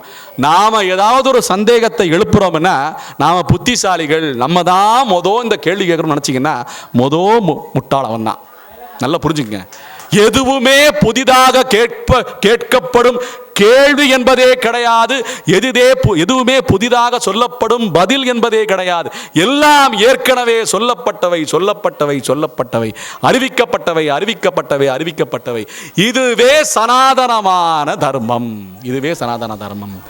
ஆகையாலே காது கொடுத்து நிறைய விஷயங்களை திறந்தே கிடக்கின்ற காதுகளிலே நல்ல விஷயங்களை புகுத்திக் கொள்வதற்காக அந்த முயற்சியை அன்றாடம் விடாமல் செய்து கொண்டே வாருங்கள். சனாதன தர்மம் விளங்கி கொண்டே வரும். நம்முடைய வாழ்க்கையிலே, நம்முடைய குடும்பங்களிலே, நம்முடைய சொந்த பந்தங்களிலே, நண்பர்களிலே அனைவருக்கும் இது போய் சேரும் என்பதை அடியேன் இந்த தருணத்திலே விண்ணப்பித்துக் கொள்கிறேன். இதுக்கு ஆதாரமாக சில ஸ்லோகங்களை மட்டும் அடியேன் இப்போது சொல்கிறேன். ஏச்ச வேதவிதோ விப்ராஹா, ஏச்ச ஆத்யாத்மவிதோ ஜனாஹா, தே வதந்தி மகாத்மானம் கிருஷ்ணம் தர்மம் சனாதனம் என்று பகவத்கீதையிலே சொல்லப்பட்டிருக்கிறது. கிருஷ்ணனே சனாதனம் என்று சொல்லப்பட்டிருக்கிறது. அப்படின்னா எப்படி இருக்கும் பாருங்க. ராமாயணத்திலே ஒரு ஸ்லோகம், அர்த்திதோ மானுஷே லோகே யக்ஞே விஷ்ணு சனாதன, யக்ஞே விஷ்ணு சனாதன. இந்த மனிதர்கள் வாழும் உலகத்திலே சனாதனமான பகவான் ராமனாக பிறந்திருக்கிறான். என்ன இது ராமாயணத்திலே சொல்லப்பட்டிருக்கிறது. இது சனாதனம் என்ற வார்த்தை மகாபாரதத்திலும் அடிக்கடி வரும், ராமாயணத்திலும் சொல்லப்பட்டிருக்கிறது. அதுபோன்ற இந்த சனாதனம் என்ற சொல் நிரம்ப நம்முடைய வேதத்திலும், வேதாந்தத்திலும், இதிகாசங்களிலும், புராணங்களிலும் காணப்படுகின்றன. இன்னைக்கு காலையில் ஒரு காணொலி கேட்டேன். ஒருத்தர் பேசிட்டு இருந்தார். சனாதனம் என்ற வார்த்தை வேதத்திலேயே கிடையாதுன்னு பேசுறாரு. அதை கேட்கறதுக்கு லட்சோப லட்சம் வியூஸ். என்ன நம்ம நல்ல சத்திய வார்த்தையை சொல்கிறோம், 1000ஐயும் தாண்ட மாட்டேங்குது. ஏன்னா இப்படி தான் நிலைமை போயிட்டு இருக்கு. அந்த வகுப்பில் அவ்வளோதான் உட்காருவாங்க. ஏன்னா வகுப்பை நிராகரித்த மக்கள் அதிகமாக ஈட்டும் இந்த உலகத்திலே அப்படித்தான் இருக்கும். நாமெல்லாம் நல்ல வகுப்பறைக்கு வந்து படிக்கிற பசங்க அப்படிங்கிறதை மகிழ்ச்சியுடன் தெரிவித்துக் கொள்கிறேன். ஆகையாலே இந்த சனாதன தர்மம் என்ற வார்த்தை ரொம்ப அற்புதமான வார்த்தை. நான் சொல்கிறதுக்கு தயங்க மாட்டேன். ஏன்னா நிறைய இன்னைக்கு இருக்கிற ஐரோப்பா நாடுகள், ஆப்பிரிக்க நாடுகள், கண்டங்கள்னு சொல்கிறாங்க. ஏன்னா அதுபோல் மங்கோலிய தேசங்கள்னு சொல்கிறாங்க, சீன தேசம்னு சொல்கிறாங்க. இப்படி பல வகையான தேசங்கள், பல வகையான முக பாவனை உள்ள என்ன அந்த அந்த மனிதர்கள் எல்லாம் வாழ்ந்து கொண்டிருக்கிறார்கள். இவர்கள் எல்லாமே சனாதன தர்மத்தை சேர்ந்தவர்கள் தானா அப்படின்னு கேட்டிங்கன்னா, ஆமாம், அவர்களும் சனாதன தர்மத்தை சேர்ந்தவர்கள் தான். ஆனால் மறந்தவர்கள், வழி தவறி போனவர்கள், அதுதான் உண்மை. ஏன்னா ஒரு வார்த்தை சொல்றேன், சனாதன தர்மம் என்ன சொல்றோம்? பழமையான தர்மம். என்ன, எந்த தந்தை தந்தைக்கு மூத்தப்பன் ஏழ்வடிகால் தொடங்கி வந்து வடிவடி ஆட்சி செய்கின்றோம் திருவோண திருவடவில் அந்தியம் போதில் அறிவுருவாகி அரிய அளித்தவனை பந்தனை தீர பல்லாண்டு வல்லாயிரத்தாண்டு என்று பாடுதுமே என்று சொல்லி பல்லாண்டு தேசத்தில் நம்ம பெரியாழ்வாருடைய மண்ணில் அமர்ந்து கொண்டிருக்கிறோம். இது என்ன மண்? பெரியார் மண். என்ன பெரியார் மண்ணா? எப்படிப்பா பெரியார் மண்ணு? அந்த பெரியாறுல இருந்து நதி கிளம்பி வந்து நம்ம மண்ணெல்லாம் இங்க வாரி இறைச்சிக்கிட்டு இருக்கு இந்த நதியில். ஆகையால இது பெரியார் மண்ணுனா ஆமாம்னு தான் சொல்லணும், பெரியாழ்வார் மண் அப்படின்னு சொல்லணும். என்ன ஆகையால இது இந்த சனாதன தர்மத்தில் மிக பழமையானது எல்லாத்தையும் பழமையானதுன்னு சொல்றோம். என்ன அப்படின்னு சொல்லும்போது என்ன வார்த்தை இதுல நமக்கு சேர்த்தி ஆகுதுன்னா, ஆங்கிலத்தில் ஏன்ஷியன்ட்னு சொல்லுவாங்க. ஏன்ஷியன்ட், அந்த ஏன்ஷியன்ட்ங்கிற வார்த்தையை சனாதனத்தை அப்படியே வளைச்சு நெளிச்சு பின்னப்படுத்தி பேதப்படுத்தி போட்டிங்கன்னா ஏன்ஷியன்ட் சனாதனன்னு வரும். இப்படி சனாதனங்கிற வார்த்தையை நீங்கள் எழுதி தமிழில் ஏன்ஷியன்ட் எழுதி பாருங்களேன், அந்த சொல்லும் இந்த சொல்ல இருக்கிற இந்த எழுத்துக்கள் எல்லாமே சேர்த்தி ஆகும். அப்போ நம்ம சனாதனத்தை பின்னப்படுத்தி பங்கப்படுத்தி பேதப்படுத்தி அவன் ஏன்ஷியன்ட்னு சொல்லிக்கிட்டு இருக்கானா, அவன் யாரு? நாம யாரு? நம்ம பின்னப்படுத்தினாலும் பேதப்படுத்தினாலும் அர்த்தம் கலையாமல் அர்த்த விசேஷத்தோடு அந்த மார்க்கத்தை கடைபிடிப்பவர்கள், அவர்கள் குழம்பி போயிருக்கிறார்கள். நாம் அந்த குழம்புல போய் குழப்பமாயி குழம்புல மாட்டிக்க கூடாது என்பதுதான் அடியேனுடைய தாழ்மையான வேண்டுகோள், எச்சரிக்கை. அதுதான் சொல்லிக்கிறேன். ஆகையால இது போல நிறைய ஆராய்ச்சிகள் இருக்குங்க, நிறைய ஆராய்ச்சிகள் இருக்கு. இந்த ஆராய்ச்சி எல்லாம் தெரிஞ்சுக்கணும்னா முதல்ல நம்ம தயாராகணும். என்ன, இன்னைக்கு காலையில் எந்திரிச்சு நம்ம அனுஷ்டானங்களில் ஈடுபடணும். ஒரு சூரிய நமஸ்காரம் செய்யணும். என்ன, குளிச்சுட்டு சாப்பிடணுங்கிற வழக்கமே இன்னைக்கு காணாமல் போயிடுச்சு. அந்த அளவுக்கு இன்னைக்கு என்ன ரொம்ப வழி தவறி போயிட்டு இருக்காங்க. நிறைய விஷயங்கள் வந்து இன்னைக்கு மாற்று விஷயங்கள் நமக்குள்ள வந்து புகுந்தி கிடக்கு. என்ன சாப்பிடணும், எந்த வேளையில என்ன சாப்பிடணும், இதெல்லாம் தெரிய மாட்டேங்குது. 6 to 7 மாலை நேரத்தில் 6 மணிலேருந்து 7 வரை வரைக்கும் அது வந்து பூத நேரம்னு சொல்லுவாங்க. அந்த நேரத்தில் உணவு உட்கொள்ளக்கூடாது. ஏன்னா சாயங்காலம் வந்து அஸ்தமன நேரத்தில் 6லேருந்து 7 வரைக்கும் எதையுமே சாப்பிடக்கூடாதுன்னு விதி இருக்குது. இது மாதிரி நிறைய விதிகள் எல்லாம் இருக்கின்றன. முக்கியமாக வந்து சந்தி வேளையில் சாயந்தரம் வந்து இறை வழிபாட்டுக்குண்டான நேரம் அந்த சாந்த வேளம். அப்போ விளக்கேற்றணும், எல்லாமே செய்யணும், அதெல்லாம் வந்து முறைப்படி செய்யணும். ஆகையால் நிறைய இந்த சனாதன தர்மத்தில், இந்த சனாதன வாழ்வு நெறியில் நமக்கு சொல்லப்படுகிறது, நீர்நிலைகளை காப்பாற்ற வேண்டும். நீர்நிலைகளை காப்பாற்ற வேண்டும். ஒரு தொட்டி அமைச்சிடலாம், தண்ணியை விட்டுறலாம். ஆனால் ஒரு குளத்தை அமைக்க வேண்டும் என்றால் எவ்வளவு கடினம் தெரியுமா? வாழ்க்கையில் பெரிய புண்ணியம். இன்னைக்கு நரசிங்க கோயில் இருக்குல்ல, அங்கே ஆனமலை, அங்கே ஒரு பெரிய குளம் இருக்குது, வற்றாத குளம், ஜீவனுள்ள குளம். அந்த குளத்தில் பார்த்தீங்கன்னா எப்போவுமே தாமரை வளர்ந்துக்கிட்டு இருக்கும், எல்லா வேளையிலும் மீன்கள் துள்ளி விளையாடிக்கிட்டு இருக்கும், 365 நாட்களும் நீர் அது நிறைஞ்சே கிடக்கு. அந்த குளத்தை அமைச்சு வெட்டுனது என்ன, அந்த குளத்துக்குண்டான அந்த செவரை கட்டினது எல்லாமே சௌராஷ்டிரா சமூகத்தை சேர்ந்தவர்கள் என்பதை புரிந்து கொள்ள வேண்டும். அங்கே கல்வெட்டே இருக்கு. என்ன, அந்த அளவுக்கு தர்மத்தில் ஈடுபட்டு இருக்கிறோம். ஒரு குளத்தை அமைத்தால் அவ்வளவு புண்ணியம், சந்ததிகள் அந்த சமூகமே சிறக்கும்னு சொல்றாங்க. அப்பேற்பட்ட தர்மம். ஒரு குளத்தை உருவாக்க முடியுமா? இன்னைக்கு நம்ம ஒரு குளத்தை உருவாக்க முடியுமா? அடைச்சு வீடுகள் கட்டுறாங்க, குளத்தை உருவாக்க முடியல. அந்த நிலைமை தான் நம்ம நிலைமை. ஆகையால் நிறைய திருத்தங்கள் நிறைய மாற்றங்களுக்கு நாமும் ஈடுபடுத்திக் கொள்ள வேண்டும், மற்றவர்களையும் ஈடுபடுத்த வேண்டும். முக்கியமாக இது போன்ற உபதேசங்கள் நிறைய காதிலே, நிறைய பேர் இந்த கம்ப்யூட்டர் துறையில் இருக்காங்கல்ல, கணினி துறையில், அதில் பெரிய தொல்லை என்ன தெரியுமா? ஆன்டி வைரஸ்னு ஒன்று வந்துடும். ஆன்டி வைரஸ்னு உள்ள வந்துச்சுன்னா எல்லா எழுத்துக்களும் அப்படியே நடமாடும். சரியான படங்கள் தெரியாது. ஏன்னா நம்ம போய் அந்த அந்த அந்த கருவியை வந்து செலுத்தணும்னா அது ஆன் ஆகாது, ஆன் கூட ஆகாது. அந்த அளவுக்கு கூட ஆன்டி வைரஸ் எல்லாம் தாக்கம்லாம் இருக்கு. இப்போ இந்த ஆன்டி வைரஸ் எல்லாம் நமக்கு வைரஸ் எல்லாம் தாக்கிக்கிட்டு இருக்கு. இந்த ஆன்டி வைரஸ் இருந்தால் தான் இந்த வைரஸுகள்லாம் வந்து நம்ம வந்து தப்பிக்க முடியும். ஒரு வைரஸ் தாக்குகிறது என்றால் ஒரு ஆன்டி வைரஸ் வேணும். அப்படின்னா நம்முடைய வாழ்க்கையை எத்தனை வைரஸ்கள் தாக்கி கொண்டிருக்கின்றன, நம்முடைய மனதுக்கு எத்தனை வைரஸ் வந்து தாக்கி கொண்டிருக்கிறது, அளவே கிடையாது. நம்ம எல்லாம் வந்து ஒரு அலங்காரமாக இருக்க வேண்டியவர்கள் அலங்கோலமாக ஆகக்கூடிய வகையிலே நமக்கு வைரஸ் தாக்குதல்கள் மனதளவிலே நம்மை குழப்பக்கூடிய வகையிலே நம்முடைய பண்பாட்டையும் நம்முடைய கலாச்சாரத்தையும் சேதப்படுத்தக்கூடிய வகையிலே நிறைய தாக்கி கொண்டிருக்கின்றன, ஏற்கனவே தாக்கி விட்டன. அதிலிருந்து தப்பிக்கணும்னா இன்னைக்கு பெரிய ஒரு மாறுதலுக்கு நாம் எல்லாம் உட்படுத்திக் கொள்ள வேண்டும். அதற்கு இந்த சனாதன வாழ்வு நெறி என்ற கல்வி இன்றியமையாதது, என்றைக்கும் உதவுகிறது, என்றைக்கும் சாஸ்வதமாக இருக்கின்ற இந்த சனாதன வாழ்வு நெறி கல்வி அவசியம் அனைவருக்கும் வேண்டும். அவகாசம் கிடைக்கும் போதெல்லாம் இதையெல்லாம் இந்த வலைதளத்திலே நிறைய இருக்கின்றது, காணொளி இருக்கின்றன. அவைகளையெல்லாம் காணுங்கள், காது குளிர கேளுங்கள். அவகாசம் கிடைக்கும் போதெல்லாம் ஒரு நாளைக்கு 1 மணி நேரமோ 1/2 மணி நேரமோ என்ன அவகாசம் கிடைக்குதோ எல்லாத்தையும் கேட்டு மனசில் பொருத்திக்கிட்டு வாழ்க்கையை பழக்கி கொள்ளுங்கள் என்பதுதான் அடியனுடைய வேண்டுகோள். இத்துடன் அடியன் இன்னைக்கு தலைக்கட்டாக அடியனுடைய உபன்யாசத்தை உங்கள் மனதிலே நிறைவு செய்து கொள்கிறேன் என்பதை தெரிவித்துக் கொண்டு